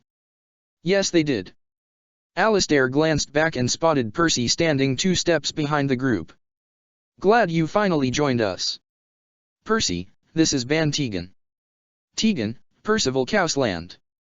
Percy flinched at the use of his full name, but he supposed it would be necessary, when dealing with nobles. Best to wave his connections around as much as possible, little as he liked such blatant flaunting. Pride. Maker, he wasn't going to succumb to pride too. Percy sketched a bow appropriate to their stations and surroundings, just to get the point across. Tegan arched an eyebrow, still smiling. Percival Cousland? I don't believe we've ever met, but I've certainly heard enough about you. He laughed, and Percy had to tamp down a flare of temper.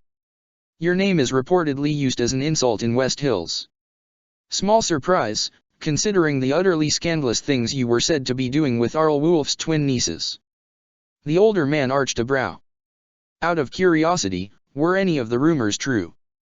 Percival had no will to delve into past conquests, especially with Alistair staring at him with such shock. Aren't you under siege or something? He growled, and Alistair's shocked look morphed into a disapproving frown. Tegan, too, seemed taken aback, but he recovered quickly. Ah, yes. I suppose I should get right to the point. Ban Tegan went on to outline a dire situation, involving undead coming out of the castle and the mysterious lack of any word from it, things that were obviously related, in Percy's opinion. He only paid half a mind to the man's report on the state of the village. Instead, he spent most of the explanation watching Hugo and Sandal play with a couple of the village children. Maker, he felt so drained. Well, of course we'll help. Alistair cried after explanations had been handed out, and Percy winced. The man was obviously not thinking clearly, though Percy could hardly blame him. Do we really have time? Percy asked his companion sharply. Alistair turned incredulous eyes to him. What? Are you serious? We have a duty, Alistair. Or had you forgotten that you're a Grey Warden? This was already a divergence from directly addressing the Darkspawn Horde when we left Lothering. We don't have the time to go around adding complications to it. Alistair's brow furrowed, and his voice had some bite in it as he asked, so you'd, what? Leave all these people to die? These defenses won't stand up to a prolonged siege. Percy's voice was empty as he watched Sandal run around with a ball raised in the air, 4 children, and a dog chasing him gaily. They're doomed no matter what. Tegan, will you excuse us? Alistair grabbed Percival's chest plate and dragged him into a semi-private corner behind a bookcase barricade. There, the senior warden spun on him, eyes flashing. What in Andraste's name is wrong with you? Alistair, Percival said flatly, Redcliffe is, in the larger scheme of things, not vital to the Grey Warden cause. You're letting your personal attachments get in the way. Personal atta. By the Maker. You make having a past sound like a bad thing. But then I suppose you would, wouldn't you? What's wrong, embarrassed by what a hellion you used to be? Rage surged in him, and he struggled to keep the flames down. Grey Wardens do what must be done to stop the dash. Alistair's fist came in too fast for him to react, and he stumbled back against the bookshelf, nearly toppling it. His face stung and throbbed, and he touched his nose gingerly as Alistair exploded. No. I'm calling this out right now. This isn't a Grey Warden thing, this is a Percival Cowsland thing. You're pissed off because all these tragedies keep happening and I'm with you there. I understand that part. But we actually have a chance to stop this one. Alistair waved a hand wildly to indicate the chapel full of civilians. Think of all these people. They might lose everything, just like you did. If you could, wouldn't you want to at least try? It was an emotional plea, one that stole all the rage from him and left him with empty desolation. Why invest such hope in a hopeless situation? I can't do it. Something in him broke, and he sank to the floor, feeling that awful pain in his chest resurfacing with all the buried memories this whole mess unearthed. I can't care anymore, Alistair. If I care, and we fail, I'll break. I really will. Alistair was silent for a moment, and Percy didn't have the strength to look up and read his expression. Then, slowly, Alistair said, Then do it because we need our leman to combat Loghain. Loghain. A name that stoked that fire back up. How was Loghain's man? Everyone knew that, and Percy had little doubt that the double betrayals were connected somehow. Which one was pulling the strings, he couldn't say, but they were tied together in Percy's mind. They needed Eamon to fight Loghain. They needed Eamon to fight how? Slowly, Percy looked up, and Alistair flinched back from something he saw in Percy's eyes. Very well. We'll fight these undead. To take down Loghain MacTier. Alistair nodded grimly, in complete accord with the motive, if not the sentiment. He held out a hand and pulled Percival to his feet. As one, the two wardens returned to Tegan to start discussing how to save a doomed village. 48 A Dwarf's Guide to Surface Weather.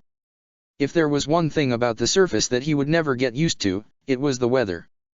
When Garrot had first stepped out of Orzammar with the wardens, and Marnin, it had been cold. Not the still, old kind of cold that you found in the deep roads, but a stinging, active kind of cold that bit at your fingers and toes. As Duncan and the new recruits had originally descended the path along Lake Callanhood, things had gotten warmer and more pleasant. Then, in the Corkerry wilds, the air had felt sticky, but cool. Finally, after Lothering, the air had warmed up to the point of discomfort. Except, now, they were ascending into the mountains again, and it was back to the first kind of weather, stinging, windy cold. Garrot didn't know how the Topsideers coped with all this change all the time. He rubbed his hands against the fur beneath him to warm his fingers up, earning a snort from his mount. Laugh it up, Missy, he chuckled. Let's see how well those pretty assets of yours hold up when that scarf thing is all that protects them against the cold. The beast beneath him rumbled, and Garrot was sure it would have been an acidic response had she been able to speak. But, no, Morrigan kept her bear form and continued plodding up the slope. Her warm, furry bear form. Sten loped alongside the bear witch and her dwarven rider, as usual seemingly unaffected by the cold bite in the air. Then again, Sten wasn't typically affected by much. After a week of traveling with just him and the Ice Witch for company, Garrot was honestly starting to miss even the princess. At least needling her had been entertaining. Now, he was sodding bored. The three of them had taken the western route up through the mountains. It hadn't taken long for them to realize that Garrot, with his stubby legs and laden tinkerer's pack, was by far the slowest of the group. Over dinner the first night, he'd joked that perhaps Morrigan could transform into a griffin and fly him there like wardens of old. The next morning, Morrigan had shapeshifted into a bear, and Sten had picked the dwarf up and set him on her back like one might a saddlebag. Garrot wasn't about to complain, not if it got them to their destination faster. And he wasn't about to turn down the free ride, either, though he had no doubt Morrigan was keeping a mental tally of every time he accidentally tugged her fur or kicked her. Apparently, a bear witch and a cunnery could make really good time when they wanted to. It had taken them nearly a month to get from Orzammar to Ostagar, all told. Now, a week in, they were probably about halfway there, if the map Felicity had drawn was any indication, anyway. The mage was annoying, but he couldn't help but defer to her in these sorts of things. Too bad the map hadn't indicated how sodding cold it would be. Amel could have at least mentioned that. She couldn't expect a dwarf to figure these things out his first time on the surface. Garrot glanced sidelong at the Cunnery as a thought occurred to him. Hey, big guy, why aren't you cold? Isn't your homeland kinda tropical? The Cunnery didn't answer right away. Only after a minute of Garrot's pointed staring did he relent. It is irrelevant. Sod that. You're cold. Just admit it. Why does it matter? It'd make me feel better about complaining, for one. I am not here to indulge your feelings. Anyone else would have made that line drip with contempt, but from Sten, it was flat and matter of fact. Below him, Mori Bear rumbled with what the dwarf could only assume was a laugh. Garrot wasn't one to give up easily, though. He was bored. Then why are you here, big guy? I am fulfilling a need, the Cunnery said. You had need of help against the Darkspawn, and so here I am. Garrot eyed the giant curiously. I thought you were atoning. I atone by fulfilling this need. So at what point will the debt be repaid? Sten cast him a flat look. I do not understand the question. Garrot leaned back, running his hands through Morrigan's rough fur. How many Darkspawn heads do you need to squish before you've atoned? 20? 100? 1,000? When are you done settling your mental ledger? Finally, there was an expression on the giant's face. He looked slightly insulted. The worth of lives cannot be measured by arbitrary increments. Good point. Garrot gave the Cunnery a sharp smile. Where I come from, they're usually measured by who their daddy is. And that is a failing of your society, not mine. Sten turned forward, and seemed content to end it there. Not sodding happening. No need to get philosophical about it. I just wanted to make sure you weren't gonna walk away mid-fight just because you'd cleared your conscience. I will not leave until the task is done, Sten said, starting to actually sound impatient. Good, it proved the guy wasn't a golem. I said I would help the wardens combat the blight, and so that is what I will do. Garrot snorted. You've got a lot of honor, for a guy who killed a bunch of people. The Cunnery's look would have been extremely intimidating, if Garrot hadn't been riding a sodding bear. Not that I'm judging, big guy. I ain't exactly got a clean conscience, either. I was a thug and hitman for a crime boss, before the wardens scraped me out of the dung pile. But the thing is, it's kinda bad for the brain to let it bother you. Leads people to drink, and there is nothing worse than wallowing uselessly in a bottle. So yeah.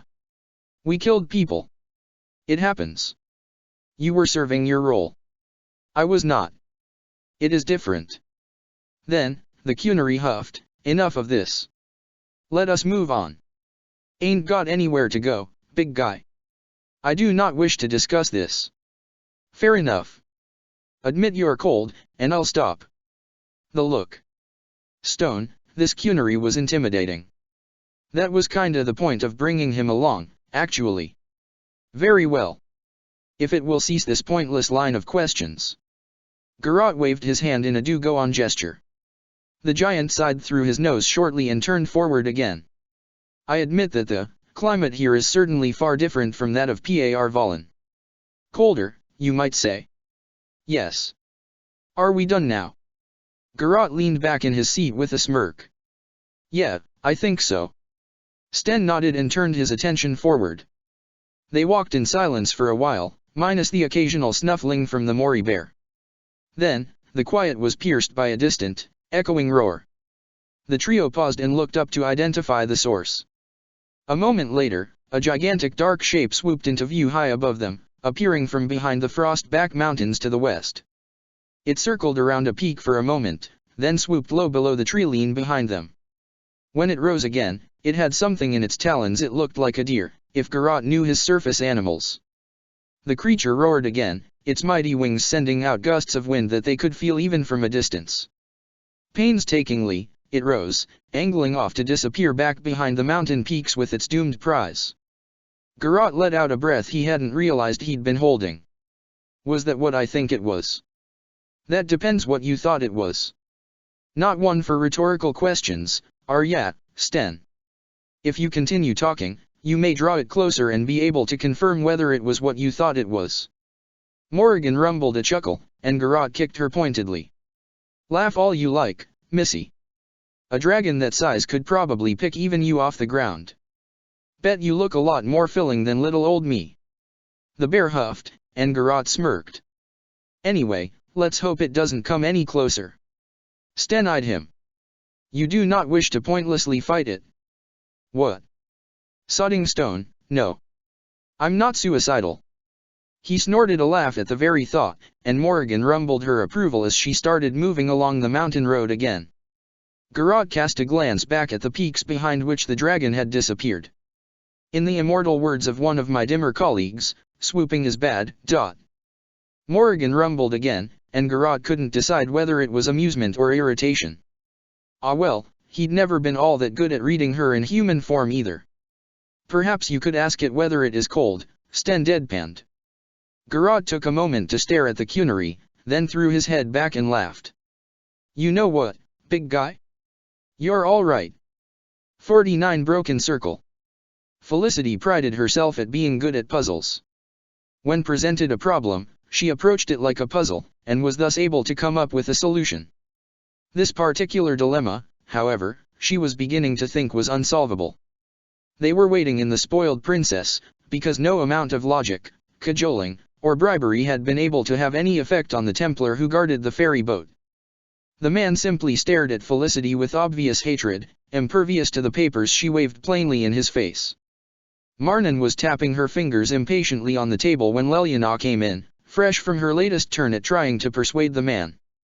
The bard came up to the table and looked between them, shaking her head in exasperation. I will give the Templars this, they are certainly disciplined, the Orlshian said. I turned on wiles for him I haven't used in a long time, but he just clenched his jaw and told me to go away. The bard paused, shrugging. He must fancy men, or something. A pity we're short on those, Felicity sighed. Marnan grunted distractedly, staring at her hands as if they'd done her a personal wrong. I just don't understand. This isn't normal. He's obviously covering up for something that is happening in the tower. The question is, Leliana said, is he keeping something out, or keeping something in? Abruptly, Marnan stood. Wordlessly, she grabbed up her pack at the foot of the table and stalked out into the night. Curious, Felicity and Leliana followed. The dwarf stalked straight toward the Templar, who frowned as she approached. He said, How many times must I tell you women, the tower is off? Marnan pushed him off the dock. He toppled back into the lake with a splash, and Marnan turned to the other two while he bobbed and spluttered in the dark waters of Lake Callanhood. Diplomacy has broken down, she said simply, gesturing to the now unblocked ferry. Leliana was giggling, and Felicity couldn't help but agree with the bard as the trio piled into the boat. The Templar spluttered and shouted in protest, but by the time he'd gotten back up onto the dock, they had pushed off and were a good 15 feet out. His heavy armor would never allow him to follow them, and taking it off would doubtless take too much time. And further, there was no other boat the Templar could use. He was well and truly evaded, that simply. For such a simple plan, Felicity observed, that certainly was effective. Marnan cast her an incredulous look as she pulled on the oars, but Felicity did not miss her smile in the moonlight. What part about, I push him in the lake and we steal the boat, was a plan, exactly? Leliana pulled a lantern out of her own pack and lit it, illuminating the softly churning waters of the lake around them. Sometimes the simplest plans are the best, no? It means they have less chance of something little going wrong. Felicity nodded, seeing the logic in that. Now I feel foolish not to have tried it sooner, Marnan grumbled. Serves me right for trying to be civilized. Leliana laughed. It can sometimes be very difficult, no? And inconvenient. Marnan shook her head, still pulling on the oars. Felicity, in the meantime, found words largely escaping her. She simply sat in the front of the boat, watching the dark silhouette of Kinloch Hold loom closer. There was something ominous about it now, dark and waiting. Even so, she couldn't shake the feeling that she was coming home. They landed at the docks below the tower, much to the obvious surprise of the pair of Templars guarding it. The two attempted to explain the exact same things the one on the other shore had, that the tower was off limits, and that no one was allowed inside. Marnan simply marched them past the protesting Templars, complaining rather loudly that no one seemed to respect Grey Warden's topside. The Templars were too thrown off to force them back into the ferry boat, but they did follow closely behind as the trio marched up the steps to the tower. When they entered, Felicity's nose was assaulted with the familiar aromas that she hadn't even realized she'd missed. The air of the tower was always peppered with herbal and alchemical scents, the dustiness of hundreds of books in a small area, and the stuffiness of hundreds of bodies in the same, all layered over by a subtle scent of something burning. It made her sharply miss her old life, but at the same time, she couldn't help but detect another, newer scent among the familiar ones. It was something earthy, something thick. She couldn't guess what it was, but its presence was disconcerting. Nothing changed in the circle tower, not even the scents. Felicity was pulled from her thoughts by the ringing sound of steel being drawn. Then, a blade of cold metal pressed against her throat, and Knight Commander Grigoyer's steely eyes were looking down at her. "Have you been corrupted?" he barked, even while she heard answering weapons being drawn from her companions. "How did you get past the guards? Was it blood magic?" No. How could you think that?" She was shocked by this turn of events. Grigoyer had always remained calm and resolute in the most stressful of situations like the incident with Jowan. This tired, overreacting Grigoyer worried her even more than the lack of any mage presence in the entry hall. There wasn't a single mage in sight, but the place was absolutely crawling with Templars. Grigoyer looked at her through narrowed eyes for one more moment, then cast a glance at her companions. Finally, he lifted his blade from her throat, but didn't sheath it. "I'm sorry for the abrupt greeting, Miss Amel, but I can't take any chances." That was more akin to the Knight Commander she was familiar with. She rubbed her neck and nodded back to her companions. Marnan warily put her axe away, and Lelyana's daggers disappeared. "Please, Commander, could you explain what's going on? I came expecting to be able to speak with Irving about the blight, only to find the tower barred." The Templar commander pressed his lips together, finally putting his own sword away. "I'm afraid Irving is unavailable at the moment. As are all the mages."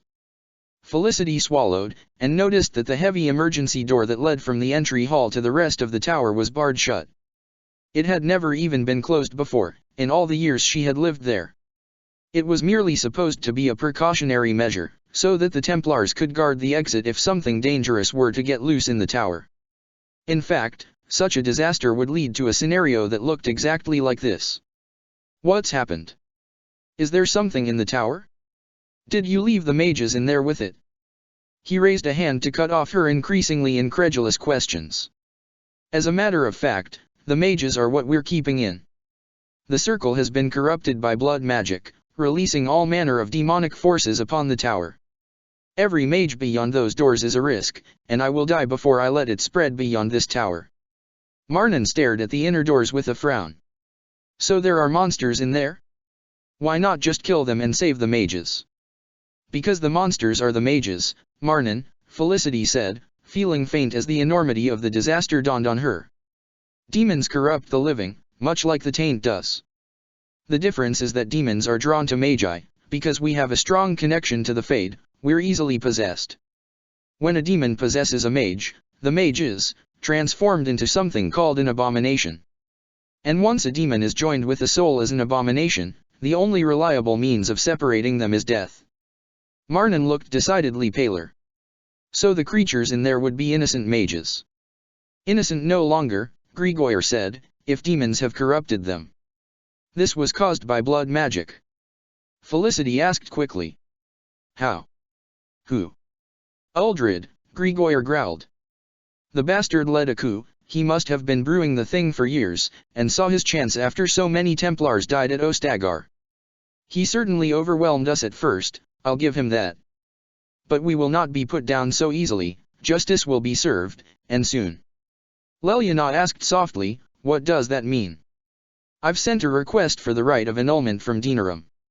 Felicity gasped, horrified, and Lelyana let out a soft, "Oh no." Marnan looked sharply between the two of them. What is that? Felicity could barely say it, but forced it out. They're going to purge the circle. Purge. Marnan eyed Grigor sharply. As in kill the entire circle of magi. It is a necessary action, Grigor said calmly, glaring at both women, when a circle is irredeemable. But isn't Irving in there? Felicity squeaked. And the other senior enchanters? What if they're still alive? I can't take that chance. In the shout, Grigor showed just how much this ordeal was wearing him down. He took a deep breath and gathered himself before addressing the women again. The circle is lost, Miss Amel. Simply thank the Maker you weren't in there as well. Unbidden, tears came to Felicity's eyes, thinking of all the people who had been in there. The enchanters, her peers, roommates and study partners. She had never been close to many of them, true, but she had known them all, in the way that people who lived together tended to know one another. Their faults and strengths were familiar to her, and it was their presence that made this home. She could not let them be annulled. Felicity clenched her fists, and she blinked her tears away. No. No, you can't do this. Miss Amel, you are not thinking clearly. Of course I'm not. You're threatening to kill my peers and mentors. Anger sparked in her, a true righteous fury that was as vicious as it was slow to stir. I refuse to believe that every mage in the tower succumbed to the demons. The harrowing is designed to weed out such people, after all. Thus, it only stands to reason that there must be survivors, clean of the demonic taint, and that such survivors would be capable of helping to cast out the abominations. The problem is that there's no way of knowing who is safe and who isn't, Grigor said with narrowed eyes. We're dealing with blood magic, Miss Amel. Not only are blood mages indistinguishable from their fellows, but they also have the means by which to enthrall anyone who might disagree. And so you'd rather kill the lot of us and be done with it? Felicity got in the Knight Commander's face, challenging him with a finger to his chest plate. Templars claim to protect us mages from ourselves, so is this what you call protection? Or are we merely your prisoners, meant to exist quietly in our tower while the world forgets we exist, with you the ever-watchful guard dogs just waiting for the excuse to pounce on our throats? I've never believed such things before, but your speed at seeking the right to annul the tower can have no other logical conclusion than that you value our lives below your own. But you tell me, Knight Commander of the Templars, what are you without us? Just some chantry choir boy with a pointy stick, that's what. With a huff, Felicity whirled away and stalked toward the door leading into the tower. She heard someone give a low whistle, but nonetheless heard Marnan and Leliana fall into step behind her. Blast it, Miss Amel. If you go through that door, we are locking it behind you. Then you'd better pray that I do find some survivors, if you don't want 3 more deaths on that quagmire you call a conscience. The Knight Commander was silent as Felicity reached the door, and the Templars beside it stepped aside after a quick glance at him. Heavy footsteps came up behind them, and Felicity turned her glare on the Knight Commander. He matched it. Irving, Grigor said. If you find Irving, and he tells me himself that the tower is safe, I will call off the right of annulment. I will only accept the word of the first enchanter. Felicity nodded, glad to have that much compromise, at least. Irving, then. The heavy doors were opened for them, and the 3 women stepped through. The doors shut behind them with a note of finality. Felicity suppressed a shiver, staring back at the unyielding steel. That was amazing. Leliana said. The way you stood up to him. She shook her head with a smile. Marnan eyed her as well. I have to admit, seeing that finally made me realize why Duncan picked you. You've got a backbone of steel under all that flower picking and useless knowledge, don't you? Felicity felt her face heat up in a blush. Well, I couldn't just let him kill all the mages, could I? No, Marnan said, smiling. You couldn't have. Come on, let's go save us some survivors. And when Marnan spoke of survivors, Felicity wasn't thinking of looking for only mages. There was a certain young Templar who she hadn't seen in the front hall, and that frightened her more than it really should have. As it turned out, they didn't have to go far to find the first survivors. There was a cluster of them at the end of the hallway, ranging from tender apprentices of 10, to harrowed mages, to white-haired Win. A glowing barrier blocked the single door leading into the rest of the tower. When Felicity ran up to the senior enchanter, relief bringing tears to her eyes to see her mentor healthy and more importantly unpossessed. The elderly mage turned to her with pinched eyes, showing the same weariness that Grigor had, even as Felicity enveloped her in a hug. Felicity? My dear, what are you doing here? Grey Warden business, technically, Marnan said wryly. She nodded cordially to the mage. It's good to see you well, enchanter. And you, Marnan. Wynne extracted herself from Felicity's grip. Though I can't imagine why the wardens would wish to enter the tower at so perilous a time, we could certainly use the aid. She turned to Leliana and forced a weak smile through her obvious exhaustion. Hello. I don't believe we've met. I'm Wynne. The bard smiled warmly. So I'd gathered. I am Leliana. I travel with the wardens, though I am not one myself. They stand for a good cause, Wynne said, a real smile flickering across her features. Even so. Felicity, should you not be out battling the blight? Felicity couldn't find the words to explain, so Marnan said, we would if we could, but Ostagar decimated all the forces that would have fought beside us against it. We came here to recruit more allies. Marnan frowned, looking over the huddling collection of mages. It seems such allies will be scarcer and harder to come by than we'd hoped. Have no fear, Marnan, Wynne said. Even if our numbers are depleted, we mages are strong. Even a handful of us can turn the tide of the war. Marnan smiled. So have I learned. If we dwarves had mages like you surfacers do, we'd never have lost the Tags. Though I suspect the ancient cities would have been a great deal more scorched. Wynne chuckled.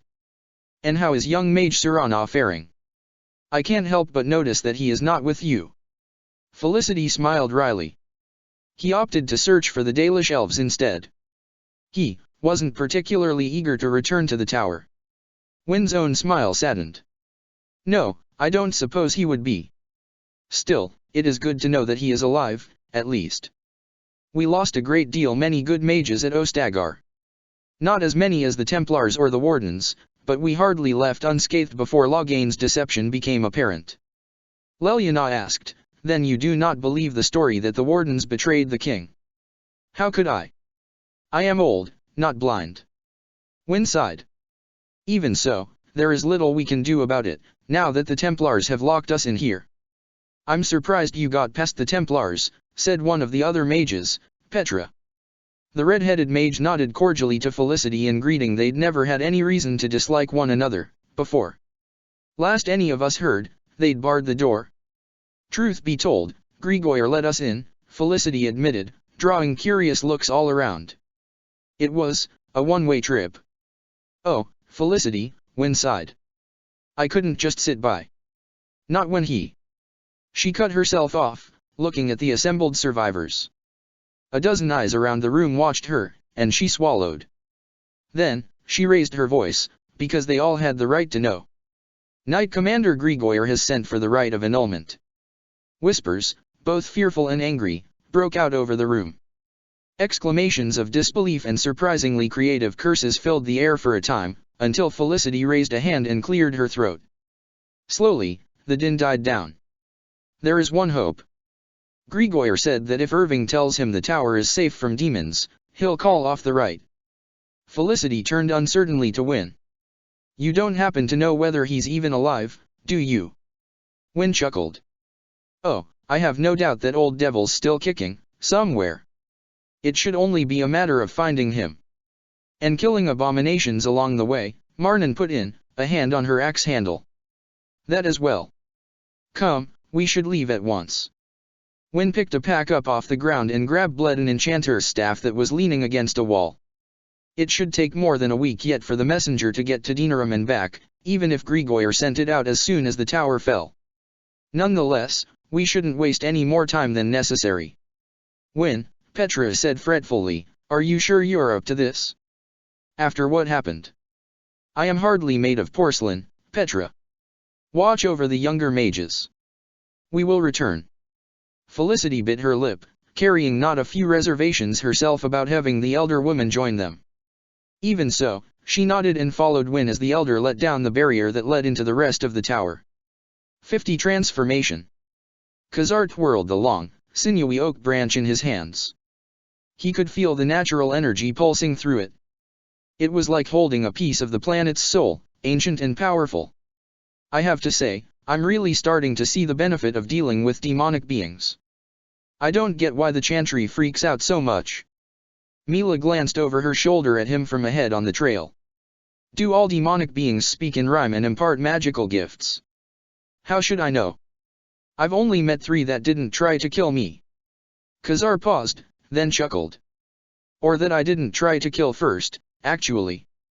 He waved the staff, letting his mana channel down it.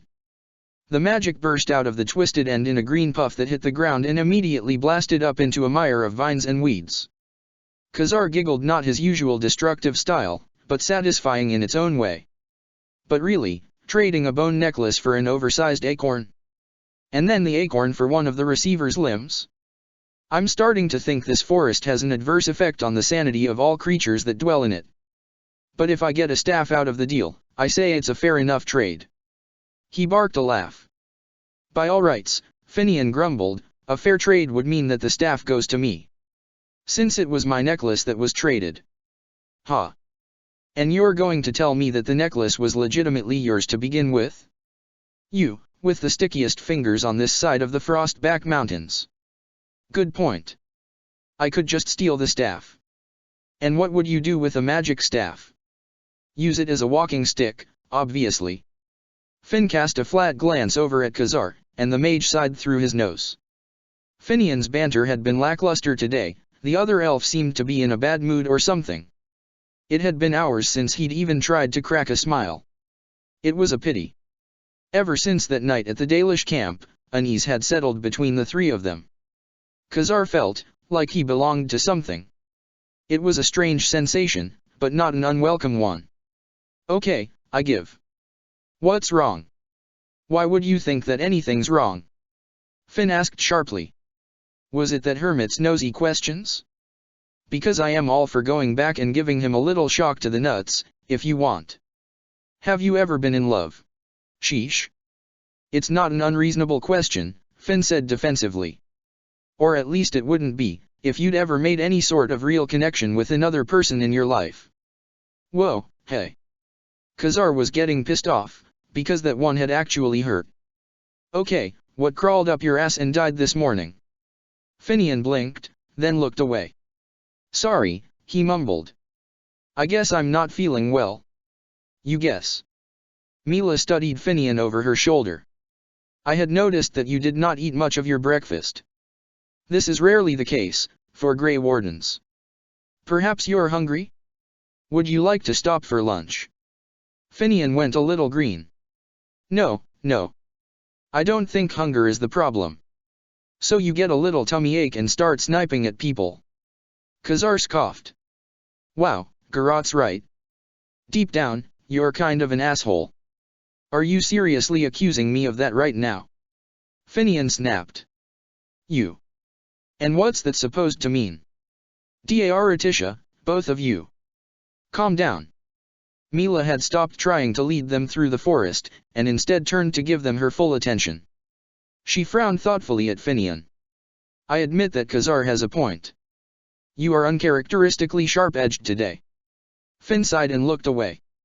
What, so I have to be all smiles and empathy all the time? I'm not allowed to have bad days too. We only wish to help, Lethalin. Tell us what's wrong. Perhaps we can ease it. Finian's right hand started rubbing the back of his left.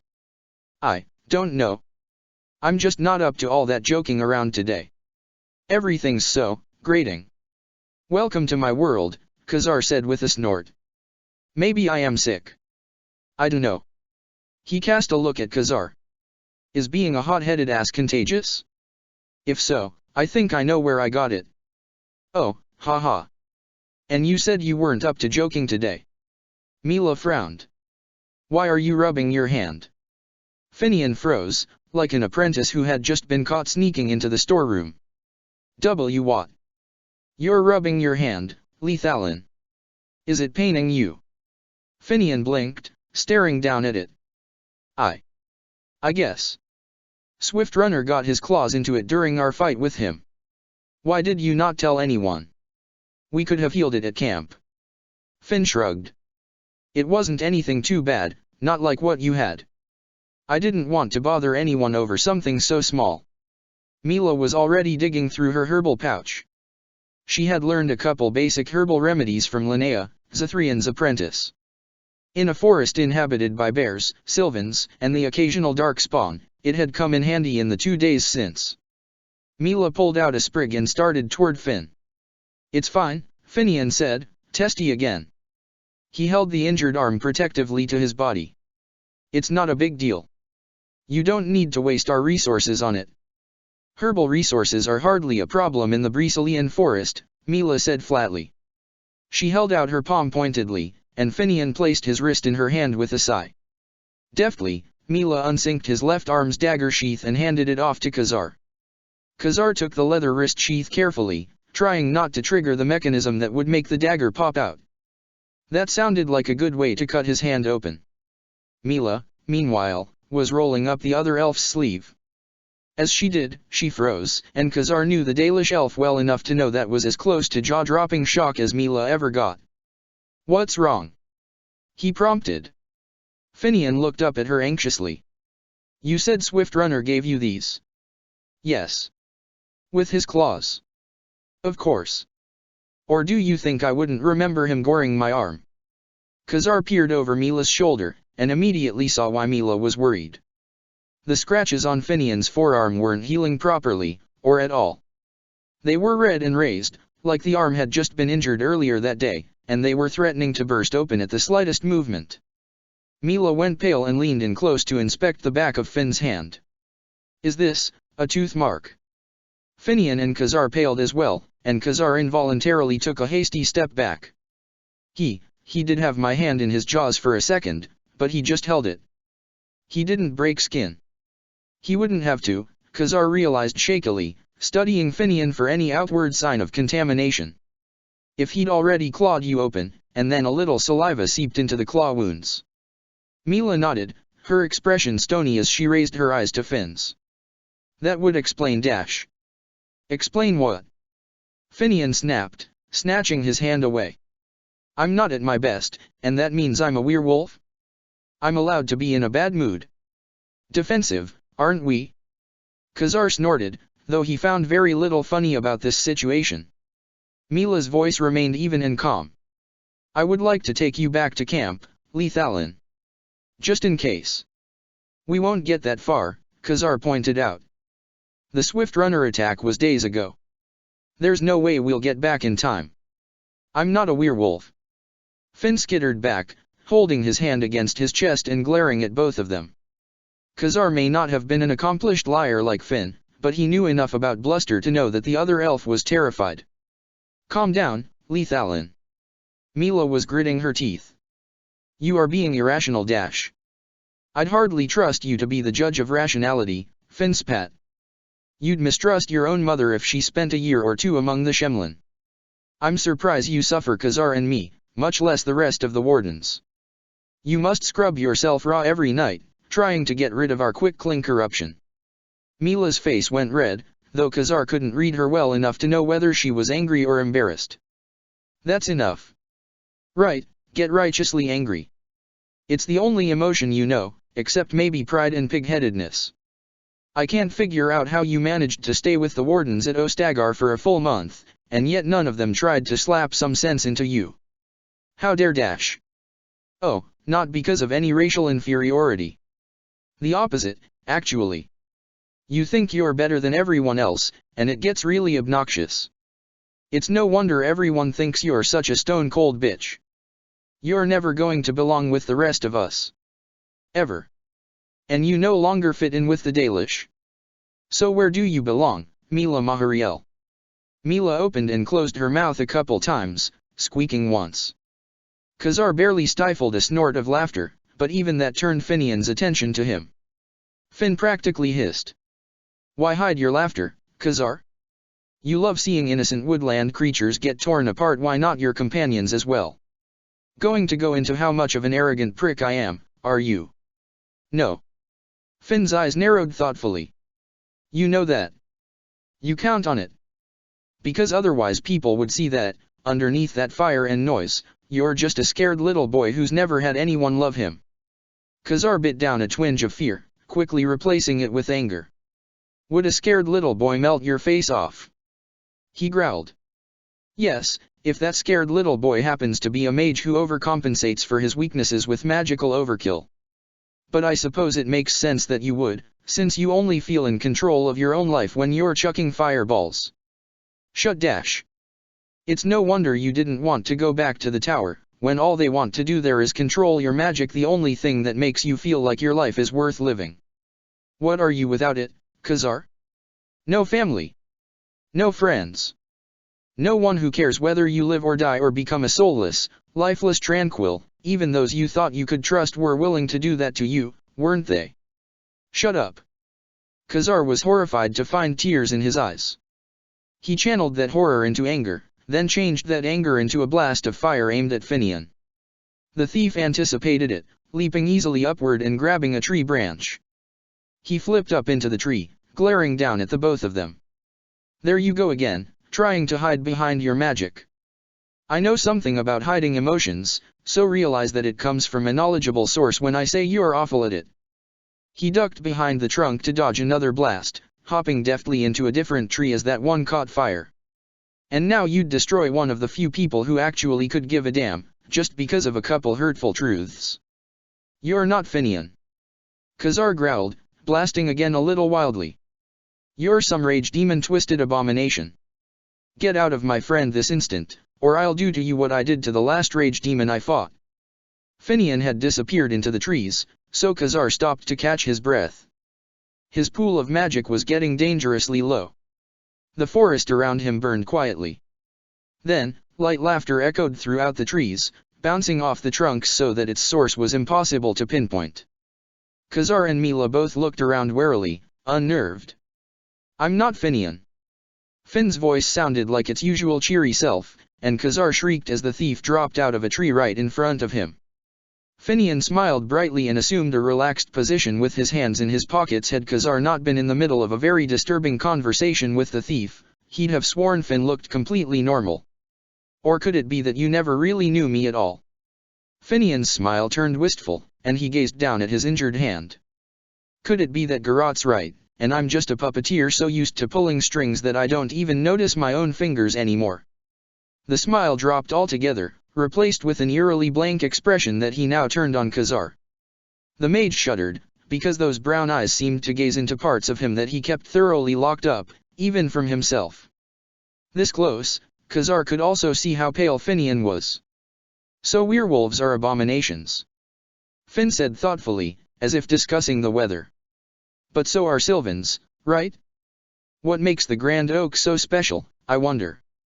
Special how? Mila hazarded from somewhere behind Khazar. Finn's eyes flicked over Khazar's shoulder, presumably to meet hers. He listens to reason, and just wants to live in peace. And, of course, he can speak. So could Swiftrunner. And Finn grinned, bright and relieved. Now Khazar was just confused.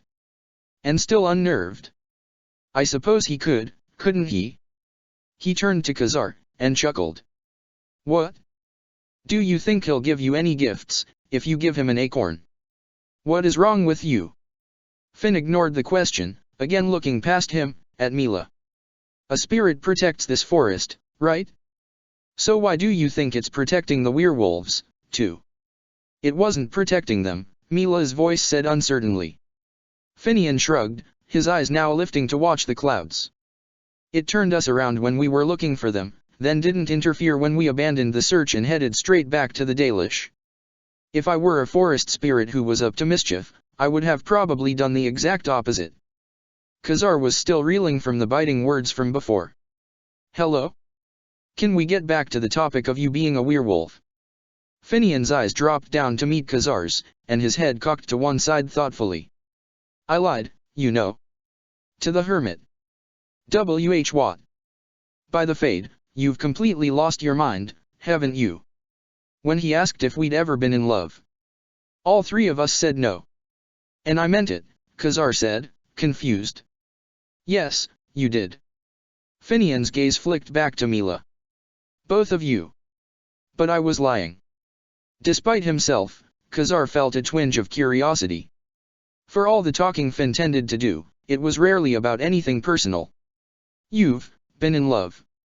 Finian nodded, starting to undo the buckles of his remaining wrist sheath. Well, puppy love, I guess.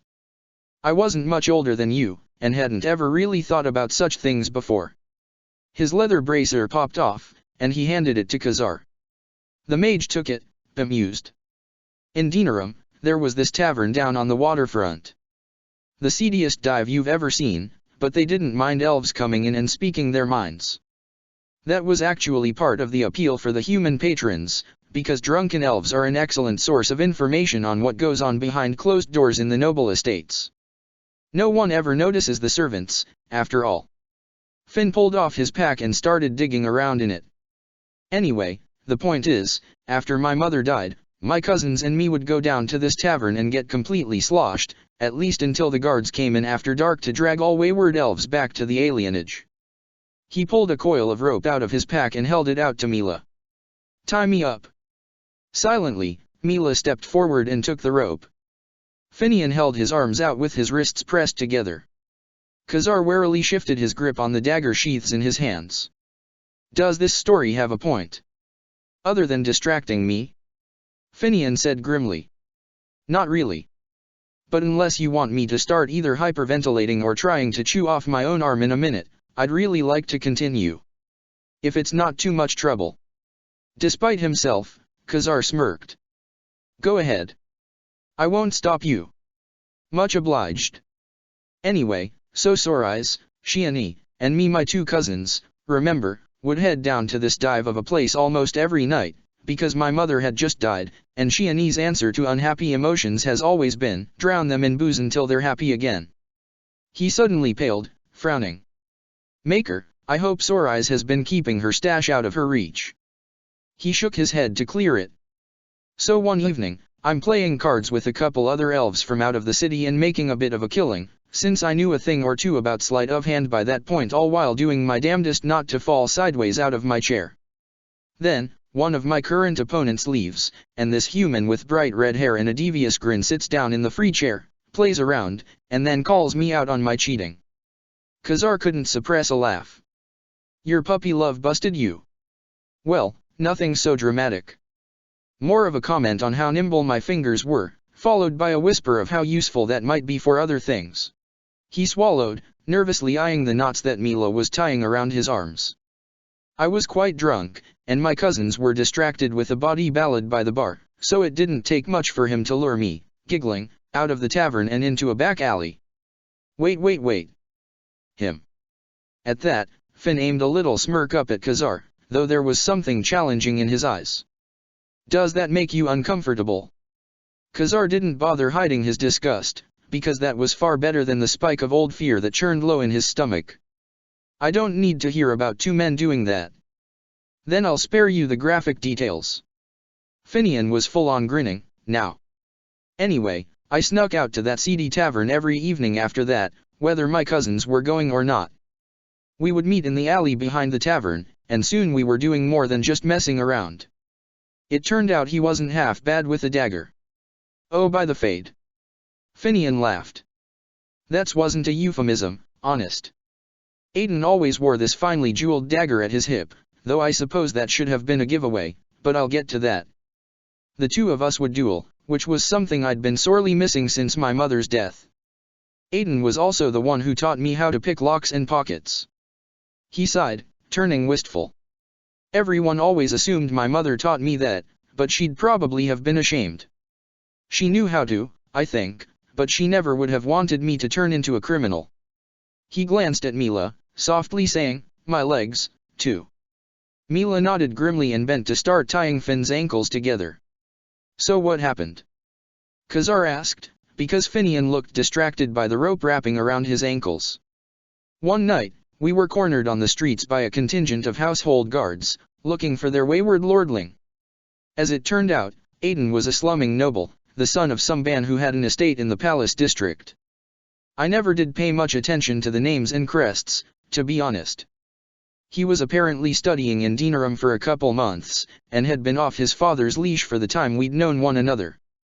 But now his father was in the city, and wouldn't allow his son to spend his time in seedy taverns and suffer the company of knife-ears. This time, it was Mila who asked, "So you ceased relations?" He laughed, though it was thin. Finian was starting to look pale and shaky. "Oh, no. Actually, it got more interesting after that. See, now, instead of sneaking out to the docks, I was sneaking into his estate in the Palace District every night. It certainly honed my stealth and lock-picking skills, I'll tell you that, and most of my climbing was learned from trying to climb up the stone wall into a second-story window near his chambers. And some of the treasures that they kept just lying around. I swear, Aiden would put the most random trinkets out along my path, just so he could chuckle when he found them in my pockets later." He sighed wistfully.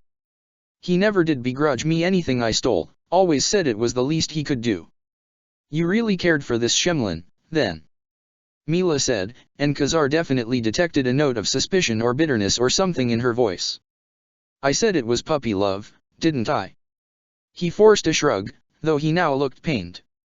Khazar wasn't sure whether the pain was his current condition or something to do with the story. "I was young and ignorant of human culture, I didn't really know what I was getting into. He never made an issue about my race, at least, not that I knew about." He winced, and this time Khazar figured it was the story. "So he turned out to be a Shemlin pig." Khazar guessed, the old elven word feeling strange but not wrong on his tongue. "Pretty much." Finian tugged at the ropes around his wrist, swallowing. "Like I said, elven servants notice a lot, and they'll talk about it freely once you give them a little drink or gold. One way or another, our little affair became known to the noble father, who wasn't pleased that his son was dabbling with an elven man. A knife-ears and a male, one would have been a scandal, but both was a downright crime, apparently."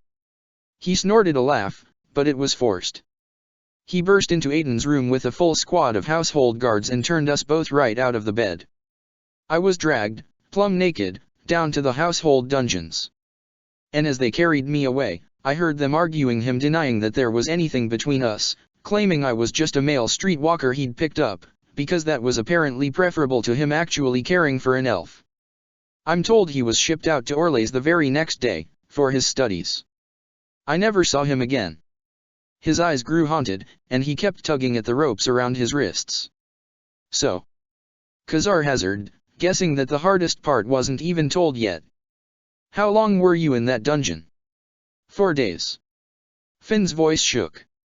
"I was locked up in pitch darkness for 4 days, in a cell so small that I couldn't even lay out flat on the floor. I didn't see anyone else the entire time. They didn't feed me or check on me. I think they might have put me on trial for theft. They did go through my pockets after all if they'd thought I was worth the trouble. But I was an elf. I would have starved and rotted in that little cell, and they figured no one would have noticed or cared. Because who cares if another knife-ears dies in another fetid hole?" Finn's voice seethed with bitterness. "That is awful," Mila said. "That is exactly why we Dalish fight the Shemlin, because we cannot stand to see our kin treated like that." Finn nodded distractedly, his eyes staring desolately at something the other two couldn't see. "How did you escape?" Khazar whispered, feeling a twinge of sympathy that was very unlike him. Still, he couldn't imagine being so trapped and powerless. "I didn't," Finn said hoarsely. "Valandrian, the alienage elder, interceded on my behalf. Again, it was the elven servants knowing things. He found out where I was being kept and paid for my freedom right out of his own coffers. My first sight after 4 days of captivity and darkness was of him standing sternly in the doorway, giving me that, oh, Finian, look of his. I swore, after that day, that I'd give back to the alienage in what ways I could, sneaking expensive trinkets and useful items into the alienage when they were called for. Because of what Valandrian did for me. And for myself, I swore that I wouldn't ever lose control of a situation like that again. No one could ever talk for me, and I certainly wouldn't let myself fall into a position where I would be at someone else's mercy." He pressed his lips together, looking down at his bound wrists. "I think I'm about to break that vow." And that's when Khazar realized just what was going on. "How long until you, I don't know." Finian tugged at the ropes again, visibly shaking now. But I can feel it. And I. Maker, don't these seem a little tight? Finian struggled with the ropes, white as a sheet, and Mila had to grab his arms to still him. He needed a distraction, Khazar decided. You know, I was almost put in prison, once. Finian's eyes darted up toward him. You were. Yep. Knight Commander Grigor of the Templars wanted to send me to Eonar, the mage prison. Would have done it, too, if Duncan hadn't been there. Why did he want to do that? Finian was still pale and shaking, but seemed to be successfully distracted, from both his bindings and his imminent fate. Well, I think I'll start from the beginning. I had this friend named Jowan. Failure of a mage, but good minion material, or so I always figured. He tended to follow me around like a loyal dog, which, I admit, was pretty damn flattering. But I never suspected that he was keeping, not one, but two secrets from me. And so Khazar told the trembling elf the story of how he'd tried to help a friend escape and had nearly been made tranquil for it. Finian listened avidly, shaking like a leaf and occasionally wincing in pain. He seemed to have difficulty concentrating, but Khazar kept him occupied by illustrating the basement battles by conjuring flame-formed figures between his hands. As said figures reached the phylactery chamber and destroyed Jowan's leash, Finn laughed with shared relief, though it was an airy, pained sound. And then, at about the point in the story when Jowan blasted everyone and fled, Finian doubled over and started screaming. Khazar leapt back, but Mila drew her bow off her back, falling into a defensive stance. Watching Finn's lithe form become bulkier and larger, Khazar couldn't bite down a burst of nervousness. Suddenly, the ropes did not look nearly strong enough. Khazar used his staff to pull vines down from the nearby trees and wrapped the transforming figure in them. By the time Finian was back on his feet, he wasn't Finn anymore, but rather a slavering, furred creature who just happened to have their comrade's brown eyes. Do you suppose he's one of the talking ones? Khazar hazarded weakly. The werewolf lunged at them with a snarl, the wrappings around its ankle bringing it to the ground. Khazar and Mila both paled as they heard one of the bindings snap almost immediately. Guess that's a no. As the werewolf lurched back to its feet, Khazar drew more vines out of the trees, these wrapping around its limbs to hold it to those very trees. Mila leveled her bow at the thrashing creature. If he cannot be reasoned with, we must take him out, she said slowly, holding her arrow level with the monster's head. Mila didn't flinch. She never did. She didn't shoot right away either. Khazar wasn't sure he wanted her to. Come again. Khazar winced as a vine snapped, and the werewolf lurched forward a step. Khazar sent another puff of magic from the grand oak branch, and roots burst up from the ground, wrapping around the monster's ankles. The Finian wolf howled its rage to the sky and thrashed, and the ropes around its wrists gave way with a creak and a final snap. It started clawing at the vines around its arms and shoulders. I see little other choice, Mila said grimly. He's a werewolf now. We're trying to lift the curse, aren't we? Once we do, he should probably revert back. The wolf howled again, kicking at the roots around its feet. Most of the restraining vines and ropes now lay in shredded heaps around it. And what are we supposed to do in the meantime? This obviously won't hold him. We need some sort of cage. Both winced at the thought of subjecting Finn to that, but Khazar wasn't going to let a sob story stop him from doing what he had to. Then we'll make a cage. He planted the oak staff in the ground and rolled up his sleeves, then dug deep into his mana. He raised his hands toward the thrashing wolf and infused the earth underneath it with magic. Then, he pulled up, first one handful of earth, then another, until 8 pillars of stone rose up around the werewolf, twice the height of the creature.